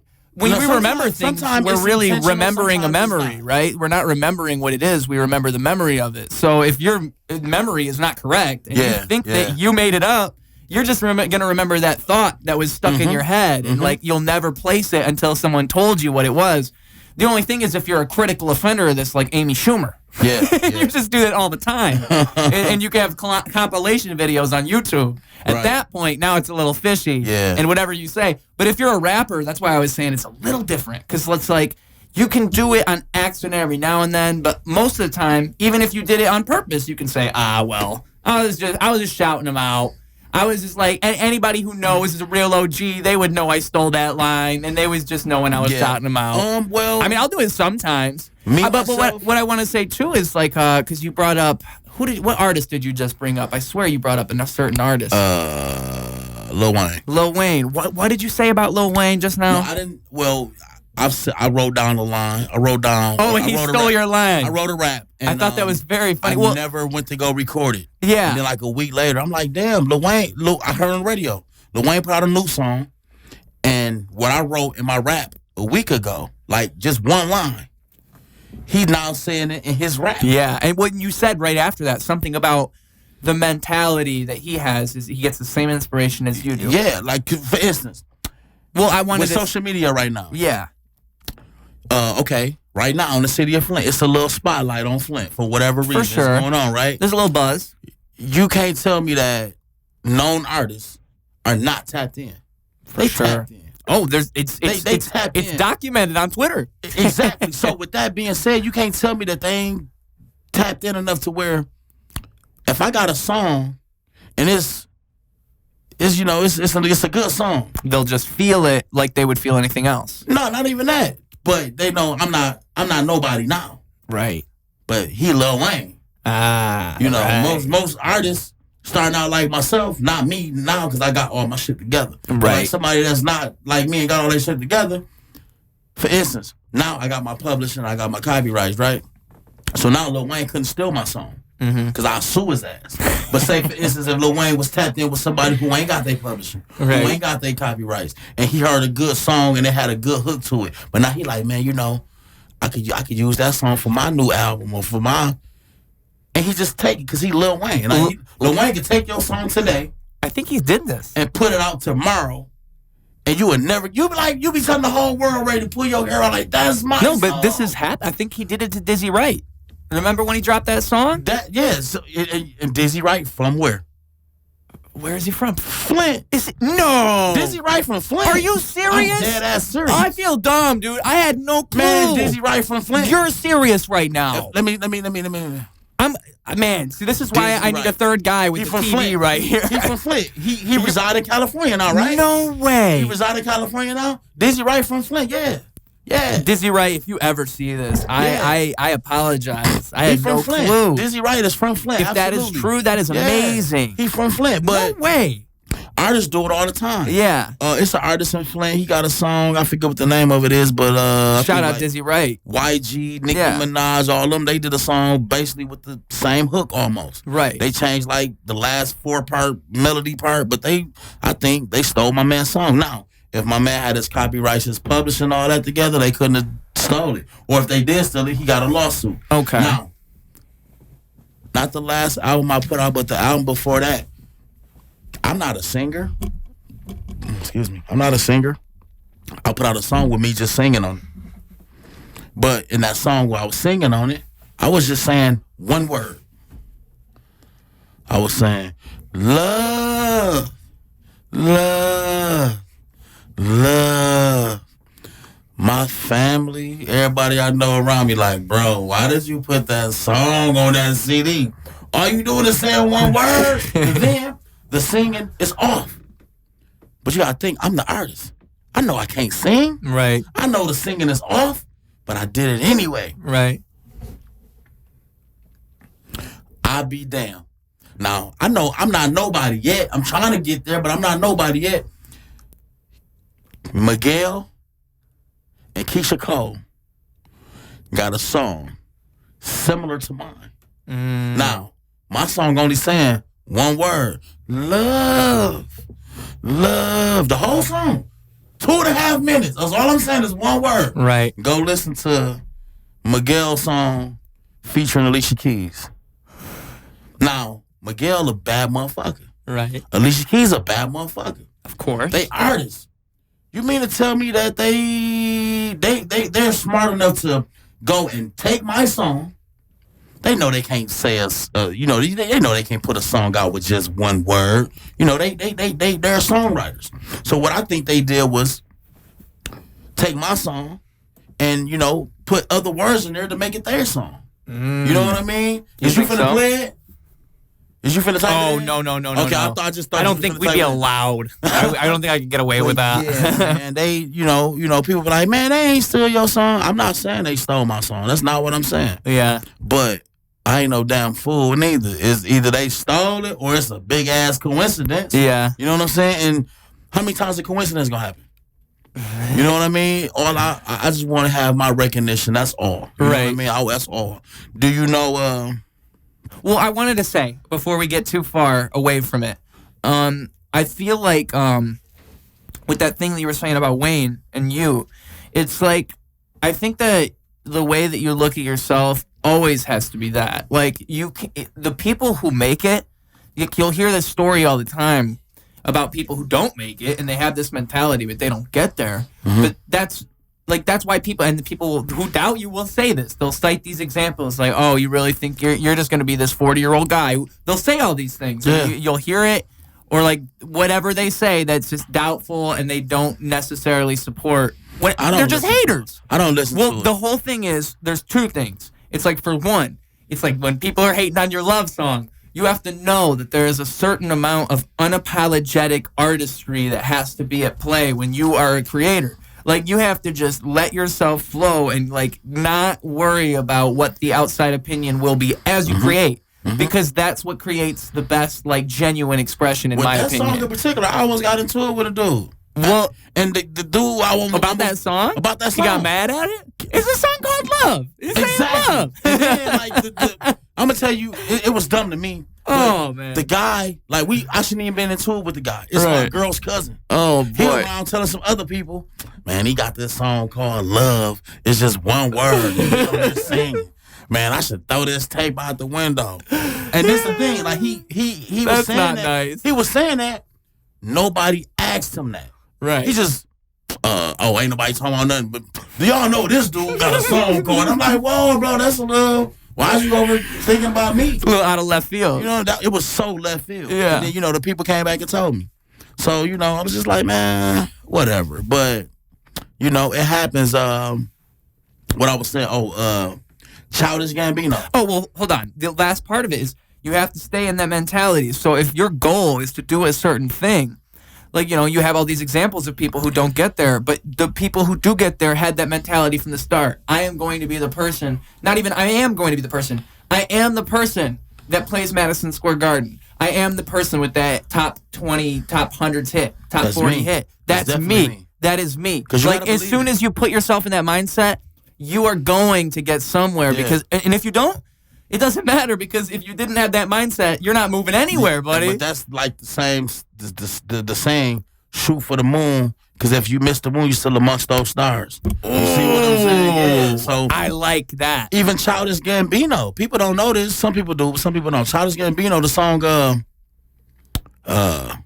Stay Woke. Not that song, not Stay Woke. But, This Is America. Yeah. That song. He stole that. Did he really? From who? From an artist. Oh, but he didn't steal it. He's paying homage. Oh, no. He stole that shit. He stole it. He stole that shit, yeah. This guy got to use the bathroom, man. Oh, there's a bathroom right outside of that. If you just exit the door and look to your right, there's a bathroom right there. All right, thank you. No problem. But, yeah, I mean, you know, I'm sure Childish Gambino would say he didn't steal it, but the guy on YouTube, he playing his song, and he'll play the Childish song, and then, you know, it's just too many similarities. Like I said, how many times is coincidence gonna happen? He about to get sued. Well, no, I think they might have bought it. Something like that. No. I think what ended up happening was because when I seen it and read about it, I was like, I felt it, right? So I went and followed that artist, went to that artist's page, went to their Twitter. Was it a smaller artist? It's a smaller artist, yeah. Wow. You know, I was just out because I wanted to know. And you've been through this. And I'm going through it. As you know what I'm saying? It's not the last time it's going to happen. It's going to keep happening. You probably saw that went, man, this. Yeah, so I went and and then the artist, I think I found like messages or comments on maybe the YouTube, and the artist was just like... There were people talking about it even. There was other people talking about it. But I think the artist was just like, you know, they're not really worried. And then it was coming from like a place of like, if I'm nobody right now. So if I'm nobody and Childish Gambino still in my songs, if I just keep going, the world ain't gonna have no choice but to say, hey, here I am. Yeah. You know what I mean? Yeah, and also like nothing's truly original, and if we're gonna really police things that hard, then like we're gonna get to a point where you'll accidentally, like we were saying, like you'll accidentally take something, not realize you were doing it, and then you'll have somebody come at you with like a lawsuit because they're a bigger artist than you and they think you stole. But because I think that can happen. Say, like it could be like just it could have been what we were talking about before, where he had heard that song. And just, you might think that he was stealing, but he could have just been, it could have been planted in his brain for like months, and he just forgot about that it was a real song. That it was a real song, yeah. Or someone else had made the instrumental. But you know what? He's not even involved, and it was them that that's even happened to me. That's even happened to me. Where you've accidentally like. Yep. Yeah. Yep. Because it's not hard to do. Like a couple nights ago, like, oh shit, I didn't even realize I said that. Like, that's playing an old song. I was like, oh, that I say that in my new song. Right. So that's how my conscience even know that. That's how my conscience even know of that, whatever it is. Because I listened to a song years ago. Yeah. 2020, that little part of that little song that I listened to in 2014 is now my new song. Mm-hmm. You see what I'm saying? Right. In the old song from 2014, it was like a word or two. In my new song of 2020, it's a whole hook. That's why it's even in my brain, because I've heard it before. Yeah. That's that recycle stuff you was talking about. But yeah. I always do throwbacks to my lines to my old songs for like maybe even just myself, because it's like I'll have that. I'm finna get ready and do that. They're in my brain. Yeah, I'm finna get ready and do that. I'll start a verse with the same line I started a verse with 2 years ago, just cause. Because imagine that super fan that hears it, they'll be like, "Oh, you said yeah." I said on one of my songs, on the 80s song, I say, last time I saw them hating ass niggas, it was I'm thinking about when I go back in the studio to record again, take that line from that song, and that's gonna now be a hook. Oh, I like that. Yeah. That's gonna be a hook. Yeah. Repurpose it even. Yeah. Make it a new thing. Yep. Reduce, reuse, recycle. Jay-Z said it best. You made it a hot line, I made it a hot song. Ooh. You see what I'm saying? You got that one, for instance, what he was talking about when Nas made Dead Presidents. I want the presidents to represent me. Get money. Nas had that on his album first. Jay-Z took that one part and put it on his song. Really? Nas made it a hot line. Jay-Z made it a hot song. It's levels to this shit, man. And it almost like shows him up in a way, doesn't it? When you like, he basically saying like, I'm better than you. Yeah. And for instance, as a teacher said, hey, y'all write us a story. And you write a story, but your story is only one line. But I took your one line and made a whole page out of it. Who's better? You had one line. I did a whole page. I'm showing up on you. Right. You know what I mean? I'm upstaging you a little bit. In other words, you can't fuck with me. You can't get on my level. When I was in Teen Quest, I gave a speech, and like this is just something I've always done growing up. Is I realized that you said Teen Quest? Yes. For what school you went to? Swartz Creek High School. I don't know if he does it way over there, but Mr. McCoy? No. Okay. Mr. Hatcher and Mr. Hatcher, black guy? Yeah, he's awesome. I know Mr. Hatcher. You do? Bernard Hatcher, Bernie Hatcher? Light skin. Oh yeah. I'd say so. Goatee. He might have a goatee now. He always say, I don't know what to tell you. Yeah, that sounds like him. That's crazy. He kind of has like Steve Harvey kind of vibes. Yeah, that's him. Yeah, he's a great guy. And he was like Mr. Hatcher. He was one of the people that made it so cool, Teen Quest, because like it could have been lame, but he made it fun. Yeah, he did that. He was one of those instructors. Well, the whole reason I bring it up, though, I'm glad that you're familiar with Teen Quest, because I tell this story all the time. Usually people don't know what I'm talking about. They'll be like, okay, cool. But at the end of Teen Quest, you graduate, and you go through that graduation ceremony. And so this is what I've always done growing up. Oh, this is a chance to rap. Like every time. As soon as you show up with that rap, everybody else who's just giving a speech is automatically like, why did I think of that? Yeah. Like, bro, well, not even that. They're like, not even competition no more. Yeah. Unless the rap was garbage. Yeah, you won. But I know I'm a good rapper. So if I just go in with a good rap and I just hit him with bars, and like that video's still on YouTube. That's gonna be the highlight of the whole thing. It was the highlight of the graduation ceremony. The video is still on YouTube today. Yeah. And all of those things come from that visualization and that knowing that if I go in there with the rap, I will be able to just change this whole situation. Guess what? In the yearbook, you know what that reads? Most likely to succeed. Oh, you think so? You think that's for sure? I think that's how it should be perceived. That should definitely be what they think. Let me let you in on a little bit. That's some work right there. You said that was Teen Quest, right? Yes. At the end, y'all graduate, we'll bust out a rap. Yeah, I busted out a rap. Senior year, we did the talent show. Mm-hmm. Who rapped? Oh, I rapped. No. Oh, you're for yours. I did. Yeah. So I totally agree with what you're saying. Yeah. I was doing talent shows, yeah. Remember you rapped that? Yeah. They don't remember like, okay, yeah, it was they remember it was high school, but they don't remember like, for me, it was my senior year. Right. The only reason I did that, because I'm out of here. You know what I'm saying? I'm gonna be gone, so I'm gonna leave y'all with this. Yeah. You know what I mean? And to this day, people still be like, remember you rapped at the talent show? You know what I'm saying? Yeah, I remember. I did that on purpose. Not only did I did it on purpose, I had merch then. I had music then. I had a cameraman then. How long ago was this then? This was 2005. Oh, wow. The talent show, yeah. I made sure that I had somebody there with a camera. Right. I made sure that I had merchandise. Yeah. Because I'm like, you know, I made my own shirt. I'm like, yeah, when they see this shirt, they're going to want to. So you had everything. Man, yeah, the same shit I got now. But just, that's kind of what we've been saying, you know? Yeah. Like, you got to start somewhere. Yeah. But you were doing it all. I was doing it then on a smaller scale because. Exactly. I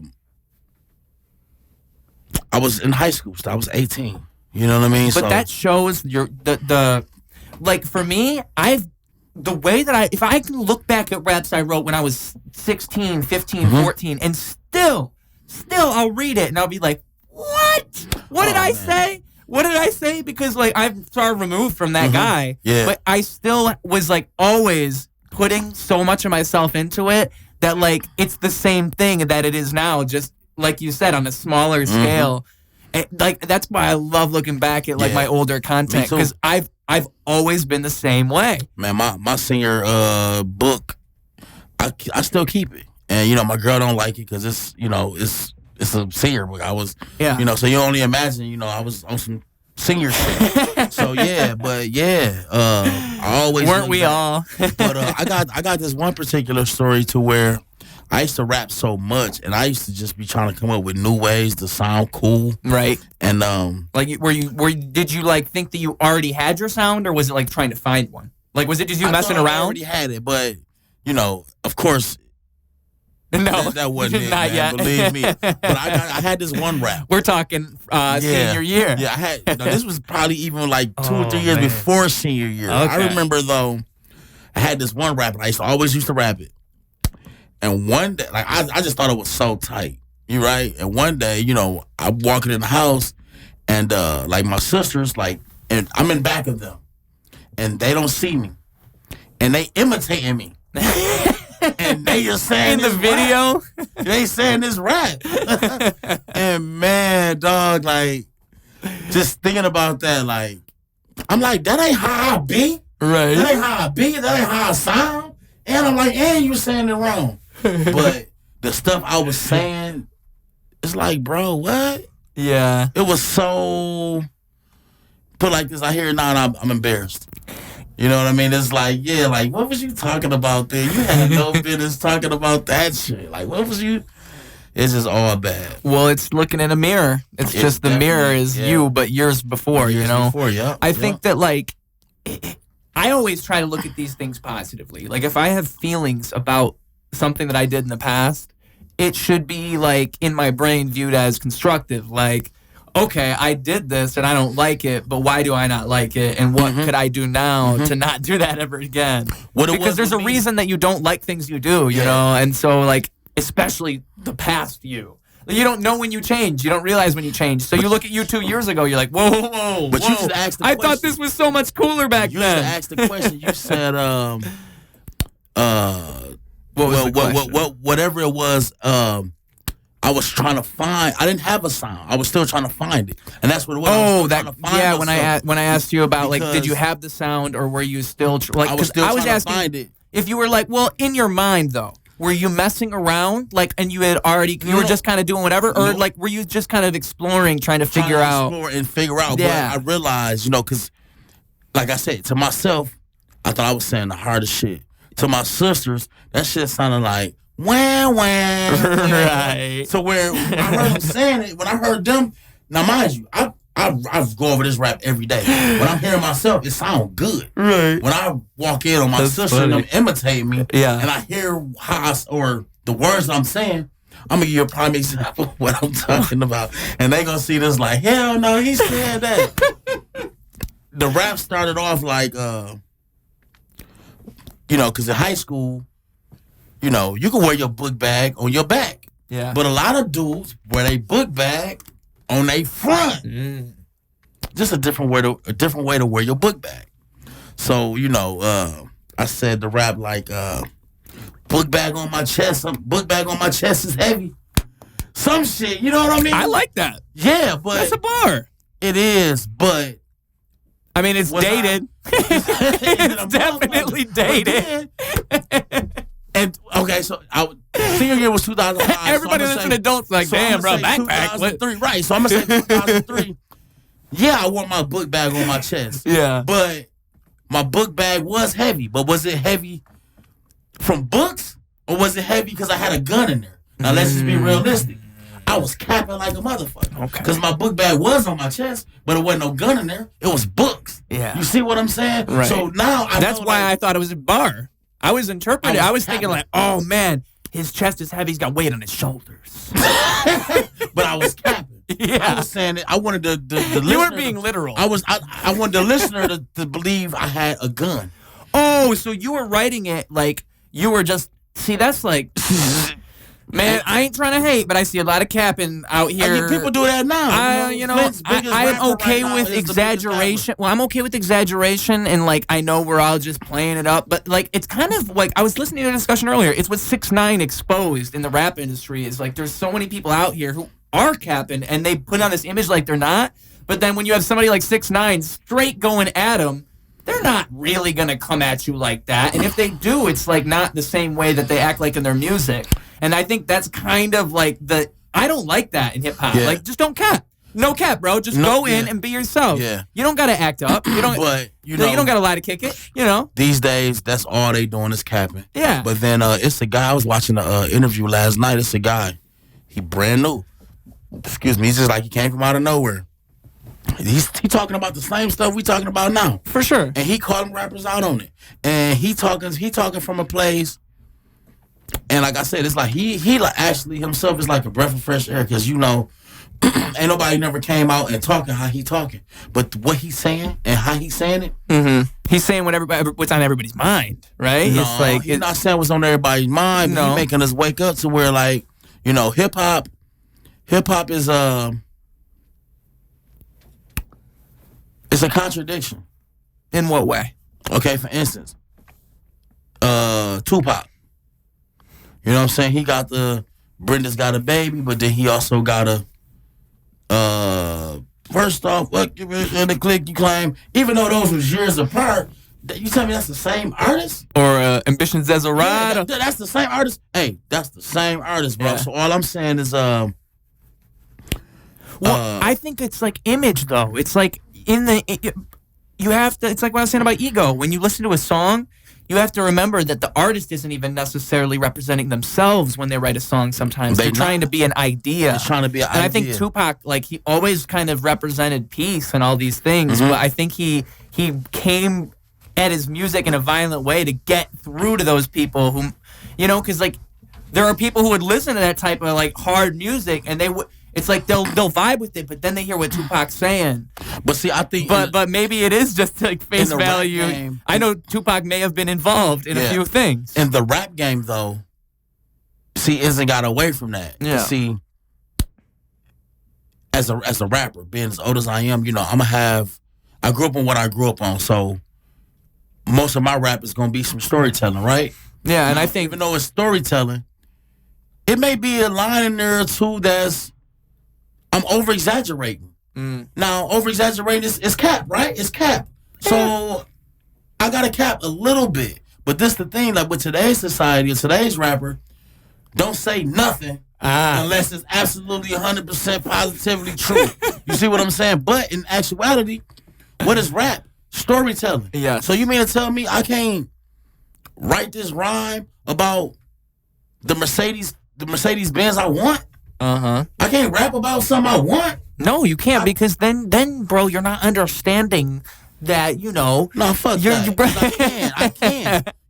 I can tell the story. I can tell a dope ass story about how I want that Mercedes Benz. For sure. You see what I'm saying? And it's your story. By the end of the song, I'm driving that bitch. Yeah. You cannot tell me that that's cap.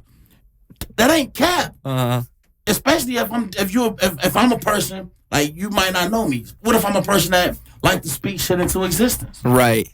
You see what I'm saying? And that's your version. That's how these rappers portray it now. These rappers, they portray it like they already got all this shit. I'm gonna be honest. If I got all this shit, the last thing I'm trying to do is fucking rap. You see what I'm saying? Yeah. Because I'm a rapper now, right? Once I get where I'm trying to go, guess what? I ain't got no use for it no more. For real, rapping. Now, am I gonna ever stop rapping? No. But once I got what I'm trying to get, I ain't gotta rap as much. Yeah. You see what I'm saying? Yeah. And then I ain't gonna have to story tell as much. Because like you'll people will already know your talent. You don't have to prove it. There's but not at the same time, I would still do that because that's just what I like to do. Yeah. You know what I mean? I'm gonna be honest.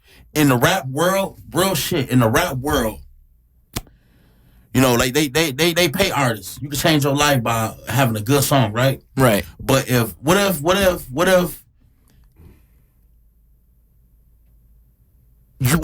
the world didn't pay artists? What if you only was considered valuable if your song was tight? Every song that people getting, all these artists that's getting paid, songs not tight. Right. You know what I mean? A lot of them songs some bullshit. So imagine if artists didn't get paid versus, you know, artists didn't get paid money, but you only got praise and recognition if your song was actually tight or if you actually spit. But wouldn't that be a perfect world? That'd be a perfect world because half these artists, turn it on. Nigga, they don't even know how to rap for real. You know what's interesting? I've been watching a lot of artists from like performers from like the 50s and 60s, and like there's just a different aura around what made a star then. And you know, there's all the problems that they had back then in Hollywood, but it's just a different thing. Like nowadays, there's not this expectation of performance when it comes to your like appearances, like live appearances, and like that's what I am first. First, if I'm gonna go on a stage, I am every single one of those minutes. I want to be the best possible like version of Ruse that I can be, because that's who I am at that time. I'm not me. I'm Ruse. I'm performing, and so I see all these people like it's like it's what you're saying about Cap. Like if you just are trying to go on stage and just play your music in the background and just kind of lip sync the words, and that's just 20 minutes of just playing your music, and it's not an interaction with an audience. Like that's not, to me, that's not what live music is. And so that's Cap. To me, it's like if you go up there, no cap, give everything, put your whole soul into it, and then also you're playing off of, that's what live stuff is. That's what it is. So I think there's just so much that you can feel from a person's aura, and like back then it was so much of an expectation, and nowadays it's just like it's just like throwing it at the wall and seeing what sticks. I take my hat off to artists that get up on a live show and can actually give a show, and what I mean by give a show is, you know, saying every word. Give a show. Yeah, I commend Jay-Z for doing that. I'm gonna be honest. I ain't got there yet. I'm working on it though. But a hype guy is the key to that. A hype guy is the key to that. Yeah. But because you don't got to say everything, you just have to keep the energy moving. I'm gonna be honest. Jay-Z don't need a hype man. No, he don't. That shit in him. Yeah. That shit in him. He say, you know, I was shocked to hear him say this, because before he said this, I literally thought like, this man, you gotta have a powerful brain to remember. But he said he don't remember every song. What he do is before he get on stage, all he needed, this is what he said, all he needed to do is hear the first line. Oh yeah, I feel that. And then it just fill itself in. Yeah. But with the beat too. If I hear the line and I hear the beat, like, because a lot of the time I just need that first. Well, I'm gonna say this: if you watch Jay-Z a live concert, it's a live concert, so it's a band here. Sometimes the band, you know how it's going. You know, it's just like at church. The choir be going, and then the choir director will tell the piano dude, don't do nothing, and then it's just fuck the beat. He still gotta know where his words at. What he's saying. Oh yeah. Because like the beat drops out. The beat drops out, and that's the shit right there. That just blows. That's my musicianship. Exactly. Yeah. And he got it. A lot of artists don't have that. Well, that's the performing thing I'm talking about, though. It's like you have to go in trying to do all that. You have to think of yourself as the guy. Go on stage and you're the guy. Like you're the guy they came to see. You're the main event, dog. Like you might be the first act, but you're the main event and they playing. Like that's sometimes what it is. When I'm on stage, I have a problem going from first verse to second verse to third verse. In what way? What do you mean? So into my song. Yeah. For instance, I'm get on stage. I got a song. I got 3 verses. Yeah. I know the first verse. I'm not gonna mess that up. I'm through my first verse. I'm up there like Jay-Z. Right. I'm not missing no words. Okay. When I go from my first verse to the hook, I'm rapping my verse. I know what the hook is. I'm finna sing the hook right on cue. But while I'm singing that, what goes through my head? Oh shit! What's the words for the second verse? Not what's the words for the second verse? What's the start off word for the second verse? So you can remember. Sometimes I miss it. But then what I do, I'm trained. I know I don't got it all the way remembered. So I got the track playing in the background. To where when I do mess up my first line to the second verse, the rest of the song, the second line is playing. You so only have the line, that one line? And it's always that first line from the second verse. You came prepared. Yeah, but I need to be more prepared. You know what I do? Since I mix all my... See, that's one of the big pluses of mixing. When mixing your own record. Because what I like to do is I'll just turn down the main, keep the dubs at the same volume. Yeah. Now, I get on stage, but I'm filling in the main. You the engineer. See, you know what to do and how to do it. Me not being an engineer. But that's all I'm doing. The engineer don't know that I don't know my rap the whole time on stage. So he don't know how to... He don't know that I don't know that, so he don't know how to or where to raise my ad-libs or my vocals that'll do whatever you just Well, when you do dubs, a lot of the time, you know how you feel. You know what I'm talking about. Like, you do ad-libs or dubs. It's always related to the lyrics. Yeah, exactly. So, like, if I hear those, because that's kind of the performing aspect, too, is it's okay if you mess up. It's okay. People actually like when you mess up. Like, that's actually, like, something that... It's the way you play off of it. Well, if you play off it, like, I've seen this once live, and this was one of the, like, I am not going to say who it was, but it was such a bad call. And what he did is he messed up a couple times, and he said, I can't remember if he skipped the song or if he ran it back. If he ran it back, that was even worse. Like, if he started from the beginning. But, like, it's just a big no-no as a performer. If you are on stage and you're messing up, you don't restart the song. I think he restarted. I think that's why it's sticking in my brain. I seen a couple people. Not too many people do that, but I seen at least like two people. It kills the vibe. It kills the vibe so hard because, like, you don't realize, like, in your mind, you're just fixing the problem, but in the audience's mind, they were vibing. Like, they were okay with whatever. You just had to keep it moving. But when you start, like, when you're on a stage and you start going, like, you can tell that they're frustrated. You can't do that. You can't do that because now the audience feels it and they're like, whoa, what's happening? I'm glad we saying this because sometimes, matter of fact, I just seen this twice. Jay-Z actually did that. He actually did. Did he run it back? And ran it back. Oh, now if Jay-Z can do it, and you know his stage performance is superb. Did it work? Did it work? Probably did work. It did work. Now, don't get me wrong. That's Jay-Z. We already a fan. But I bet he played it off real well. That's the other thing. He did, but then at the same time, as a fan looking, like, no, nigga, you just started the song over. Yeah. Like you said, if you messed up, we were still vibing with it. But I'm going to say this. Just because he messed up, he knew he messed up and started the song over, we're not mad at that either. Yeah, run that shit back. Yeah, I'm not even mad at it. Back. I just feel like it keeps the vibe moving if you just let it roll. But you got to think, if it's a live show, we came here to see this. That's true. If you run it back, we ain't tripping. I just seen it again, the Griselda boys. Yeah. The Griselda boys. Well, it's like what you were saying before about your vision. Like, I can't hate on it as an audience member because ultimately it is you. Yeah, and then you know how you... Well, you Griselda boys. I don't want to leave you too far. But I might mess up, right? Yeah. But how it is these days, like, for instance, you see what I got on today? Yeah, I see the outfit. Okay. I see it. It matched my coat real good, right? Right. This outfit, when it came together like this, I didn't see it 3 days before. You see what I'm saying? So with social media now, it's like, for instance, okay, say if I'm Griselda, man, we got that live show Friday. I can't wait to kill it. Cause whatever, when I do my one song, I want to take that part from the hour special. I want to take that minute that they give us on Instagram. I want to take that part, and right when I say that one part, I want to take that part and put it on my social media. Yeah. But that's the part you fucked up on. You seen it before. You seen that shit 3 days ago. That's the part you gonna put on your YouTube, on your Instagram. But then when you do it for real, you fuck up. Yeah. You like, I can't. No, hey, DJ, stop that shit. Yeah. Stop that shit. Run that shit back. We gotta do this shit right. And guess what? When Conway just did that, Conway and Griselda, when he just did that, man, I didn't get mad at that shit. No. I was like, hell yeah. Run it back. Run that back. I came to see this. Yeah.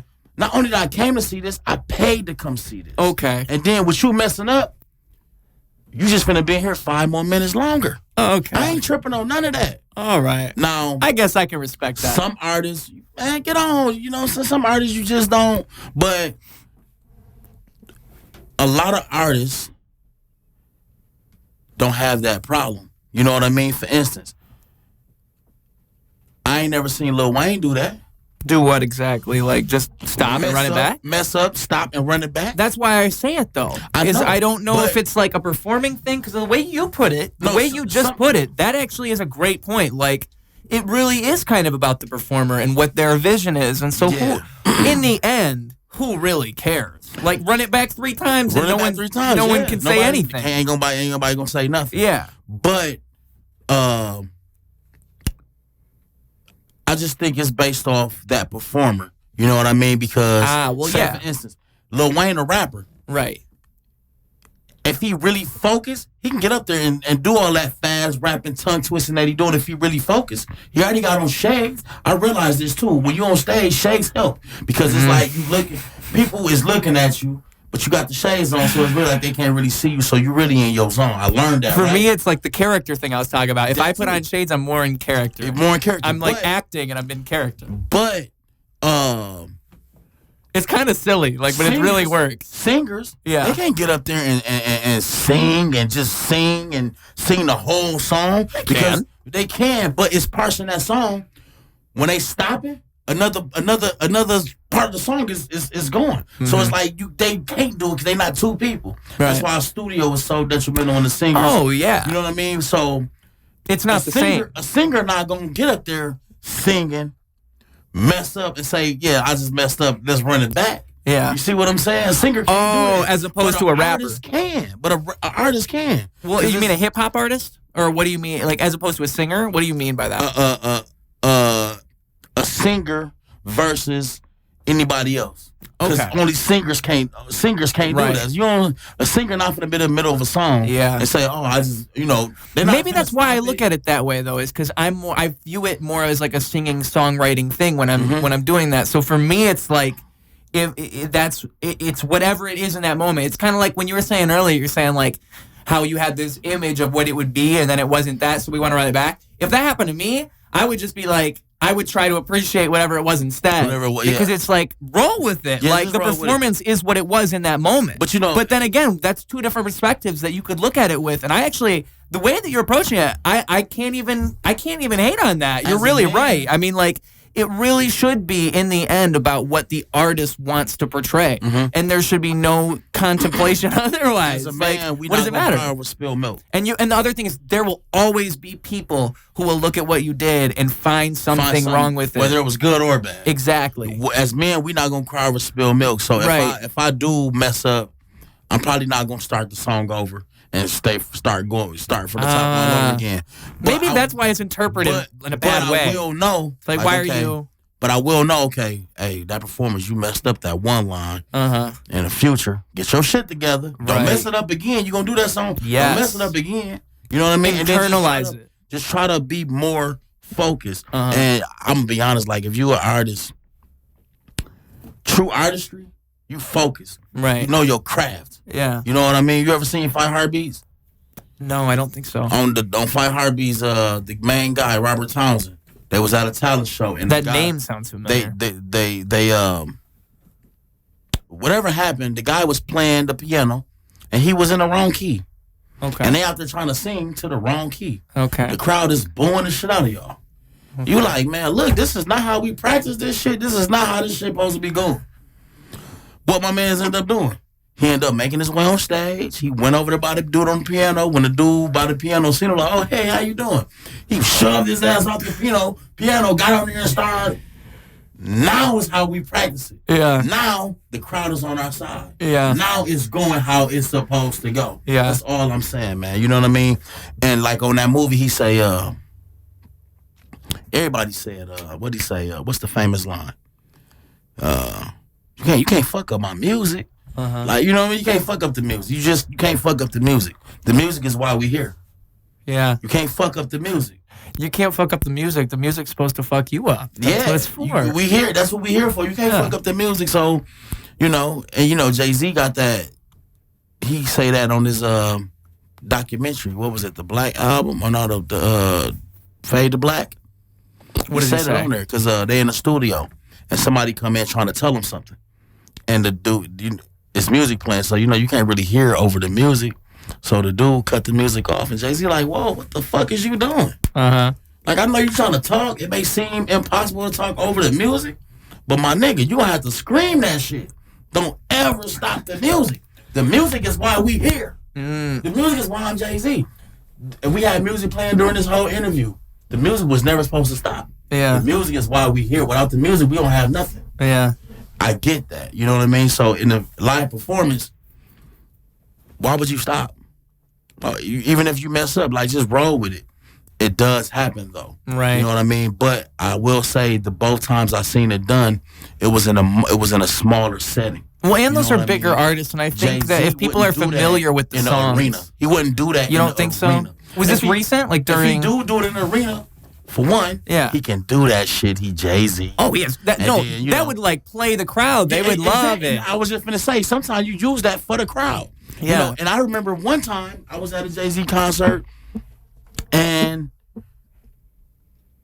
all concerts do this. Is y'all live wrong? Who live? Y'all live on this side? Let me hear y'all say, hey, hell yeah. Hell yeah. Okay, this side. They seem like they louder than y'all. Yeah. So he'll do a segment to where he'll play the song, allow me to reintroduce and he'll be facing this side. You want to see who's going to get louder. Yeah. Allow me to reintroduce myself. My name is, And then he'll be like, cut. Then he'll be like, Right. Then he'll go to the middle and do the same thing. He not messing up. He's just getting the crowd more involved, too. Yeah. Man, it's brilliant, man. Well, there's multiple things you can do, because like one thing that's like the rule is like you get the crowd to you get them to do the thing like you want them to do. You say everybody give me some noise right now, and then they give you noise, and you're like, no, that wasn't loud enough. Can I get some more noise right now? And then they give you one more, and you're like, no, that still ain't it. I need one more. And then they give you, like, they're going wild now. I've been at the concert, bro. I did not know I was gonna leave that concert hoarse. I left it, and then that's the thing, like, because you just felt it so much when you were there. You used your voice so much, is what I mean. Well, we was there, but I didn't realize it. Like, see, that was my first ever concert. Yeah, it's a Jay-Z concert, Blueprint 3. Oh, that's a good first concert. Yeah, it's very first concert. Blueprint 3 Jay-Z concert. It's gonna take us an hour to get to Detroit. So what do? We ride and we smoking. We smoking. Yeah. Get to the venue. Trey Songz open up. Jeezy come out, do his motherfucking thing. Now it's Jay-Z. Soon as Jay-Z get out there, we already turned up. We standing up. And we already high. The high coming down now. So I'm like, shit, I want to light this other weed. But I'm like, you don't know if you can smoke in the arena. Yeah. So I'm like, look, okay, I don't want to be the first person to light my weed because I don't want to get thrown out. I paid money for this. This must have been years ago, too. Yeah, 2010. So I'm like, if I smell some weed, I'm lighting my weed. Man, Jay-Z got up on that stage, the process. Man, and I guess everybody's waiting for Jay-Z to There's get on probably stage. 10 people with, like, blunts in their pockets. Man, not even 10 around weed. I smell weed, bro, and I'm going to be honest. Like, I smell weed. As soon as Jay-Z goes on and then, like, I look like 6 rows down to my right, and the security guard had his hands behind his back just looking side to side. And, like, kind of, like, looking behind him, and, like, we kind of, like, looked at each other. And he wasn't tripping. Man, I lit my weed so fucking fast. That's so funny. That's the thing, because there was an agreed upon time in the audience. I'm smoking, mind you, we smoking heavy weed, like blunts after blunts after blunts. You came prepared. Did come prepared. Yeah. But you smoking and screaming. Oh. Yeah, that's a bad combo. When I got back in that car, it was sounding like this. Hey, what? Bro, that shit was live. Like, what? Right. Man, that shit was... Sounded like a lifetime smoker. Yeah, like, that shit was horrible. But, yeah, man. A concert, you wouldn't believe you have that much fun at a concert. Yeah. All you did was stand there screaming back at this dude with his song. Oh, and in the moment, you don't even. Man, you're just like. That was like one of my funnest moments ever in life, bro. It really it puts you in a different place. It do. I think like live music is such a valuable thing. Like, you know, if you've never really been to a great live show, like man, you couldn't tell me that day. You couldn't tell me nothing. Who was that? Who were you?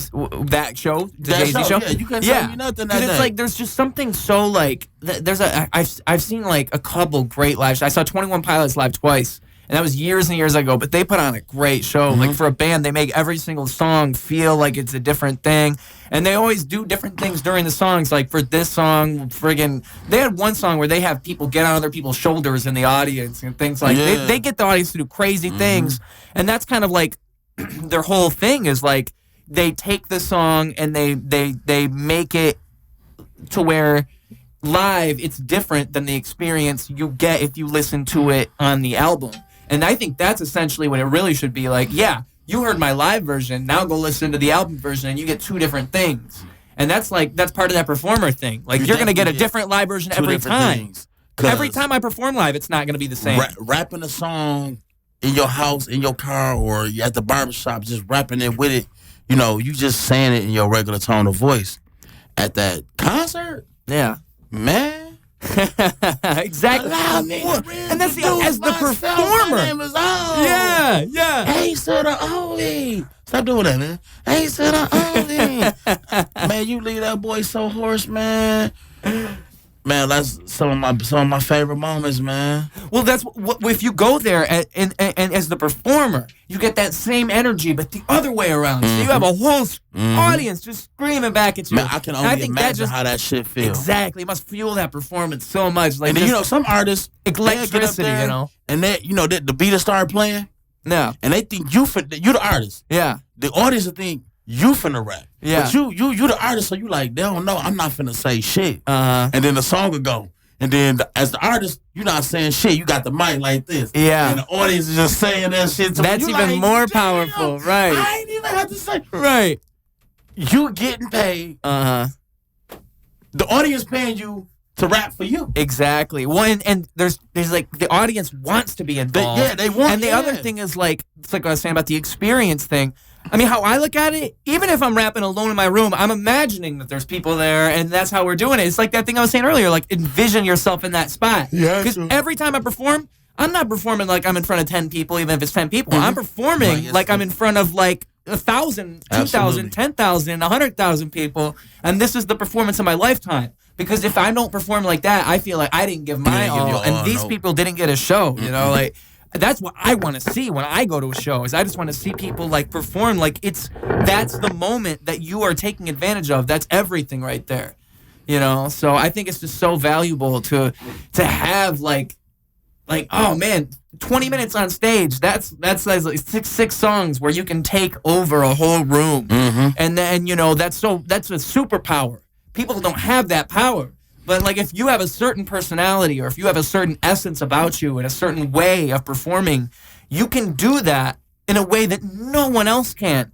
Even if you don't have that now, you can watch and you can study the way people perform and you can pick up on these things and, like, be like, oh, that works and that works and that's how you get them to do this. Like, because the audience, I heard this, I don't know if I've heard this, but I was thinking about it, and like the way that Quentin Tarantino talks about directing, he views it like he's directing the audience, right? So the people who are watching the movie, he's like telling you, okay, now you laugh, and now you freak out, and now we wait, like, because he'll go all over the place really quickly, but he's letting the audience know how to feel. And if you're on stage and you're almost like a movie director directing the performance and telling the audience, okay, this is the lighter song, we're chilling out, everyone put your lighters up.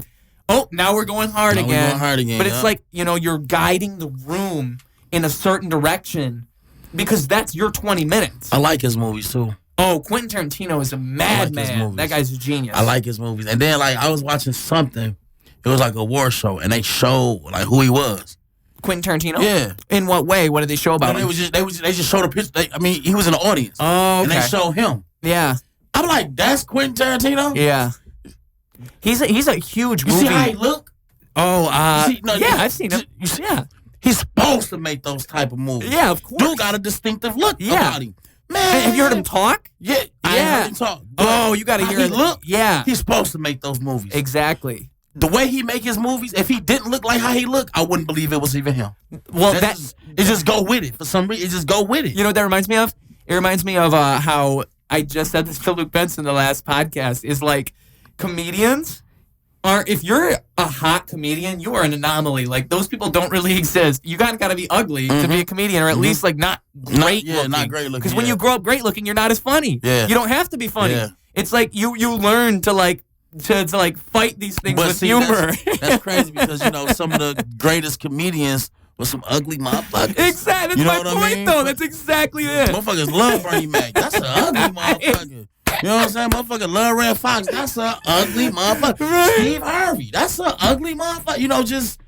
It's some women. They ain't like conventionally attractive. Yeah, like it's some women that's, they women. So, cause she a woman, she's supposed to be cute. No. Little mama ugly. Right. But it's fine. That's that's okay. Part of what makes them who they are. And that's why we like her, because she's funny. It's the thing too, is like the greatest creators came from struggle. Like the greatest rappers, the greatest artists, they came from a life of struggle, and that's why they understand the dynamic that they're creating, because they know what it's like to have to imagine and deal with these things and put your energy into something like that. Anybody, I think excuse me. I mean, more so than somebody else who has all that, like the privilege, I should say, of being in a position where they don't feel like they have to create all this stuff with their imagination. Like, when you're struggling, your brain is already so imaginative, because you have to make your own little world. You have to, or else it'll get to you, and you'll start to it'll get to your brain. And that's what poverty is, when we all grew up in Flint or near here, and you see it happening everywhere. It's like it carves a mentality. And so, however people are is always a result of that. And so I could never hate on somebody for that. It's just you got to take that and own it. You got to make it your own thing. Absolutely. Yeah. I think to be a creator, though, anybody that's creating anything, you have to have, or I believe that in order to create, you have to detach yourself from whatever it is. Yeah, that's that ego thing. You have to detach yourself, because how else can one create? It's like a person that create, you stepping outside of your body. Yeah. You know what I mean? To bring up whatever it is that you're creating. That's some genius like shit. Yeah. Anyway, you know what I mean? So it's like any creation, depending on how you look at it. You know what I'm saying? It could be a good thing, or it could be a bad thing. I would like to think most creations turn out to be a good thing. It ain't too many bad things, or too many things out there that was a creation that's just turned out bad. I think that people often like to take things in a certain direction, especially more so in the year of 2020. People will often take things and run with it, baby. They'll take it and they'll turn it into a whole different thing. And so my advice is always, that's why I say, if you find yourself upset by something, take a look in the mirror. Maybe just try to look at that, because I think ultimately expression is the most valuable thing. Absolutely. It's the most valuable thing, and I should be able to be wrong. I should be able to go out and be wrong and have people tell me I'm wrong. Ain't nothing wrong with that's being wrong. Perfect. To me, that's the perfect world. The perfect world is not where everybody's right. It's where everybody can be wrong and we can all talk about it. Grow. Yeah, because that is what making art is. And it's like what you're saying. You have to detach yourself and not overthink these things. You have to allow that room for space to breathe and new thoughts to flow in that you might not have thought before. You might have been nah. You get so much new stuff out of that. And so you're always going to have haters. You're always going to have people who are going to, like we said before, pick holes in whatever you do. And it's so hard to avoid that. Oh, he just realized some kind of time constraint, didn't he? He gasped and looked at his watch for those listeners. Man, I saw a gasp. I did, and I realized, like, wait, I'm like, shit, my phone rung. Hey, we're good. An hour ago. Let me check the time right here.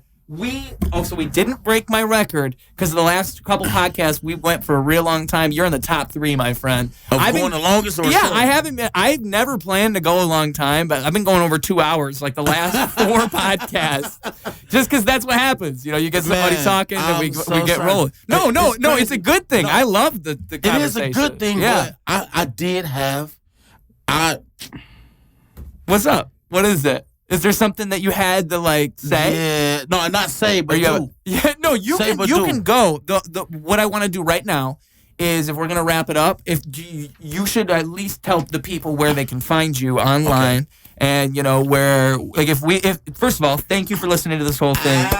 Much love. And we just want to know where we can find Ratchet Roderick. Okay, Ratchet Roderick. You can find me everywhere music is sold. For one. 2 Ratchet, the mixtape is in stores right now. You can type in PA the Loud Ass, PATHALOUDASS. I'm everywhere. Spotify, Instagram, Facebook, Tidal, Amazon. You on Snapchat? Pandora. I don't have a Snapchat. Coming soon, 2021. Exactly. YouTube. Are we on YouTube? I am. Type in Ratchet Roderick. Oh yeah. On YouTube. Type in Ratchet Roderick. On social media, but on the platforms, you know, Spotify. For sure. But if you're looking up the music, it's just straight Ratchet Roderick. No, you got to type in PA the Loud Ass. Okay. I haven't had it synced yet. So there we go. That's my only little issue I'm trying to iron out now. But he spelled that out for everybody. You missed it. You go back 1 minute. You'll spell it again. PATHALOUDASS. Yeah. Not PA the Loud Ass. Absolutely. Yeah. All right. And I always wrap it up in a bow. So I feel like if I'm going to wrap this up in a bow, say something nice and sweet at the end that's related to the conversation. What I'll say is, rappers, if you watch this conversation here, I sure hope that you take something away from it. And if there's anything you take away from it, it is this. Or performers, I should say. I shouldn't even say rappers. If you are a performer and you go out on a stage, that is your moment. That is your time. If you are a performer and you go over a beat, that is your time. If you're writing a cappella, that is your time. And your time is valuable. Life doesn't rewind. Life doesn't fast forward. This is that moment. And as soon as you take that moment and you put yourself into it, you will find the most beautiful things will blossom from that creation. And that authentic creation, you know, you can never overthink something that is artistic, because art is that exploration itself, that very exploration of your mind and your thoughts. And if you don't allow for that to happen, then, you know, it's going to be very hard for you as an artist. So, you know, understand that art is exploration, and art is expression. And expression is the most valuable thing.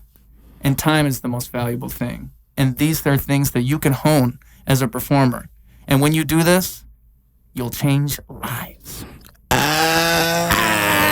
Thank you so much for being here. Ruse Radio, clocking out.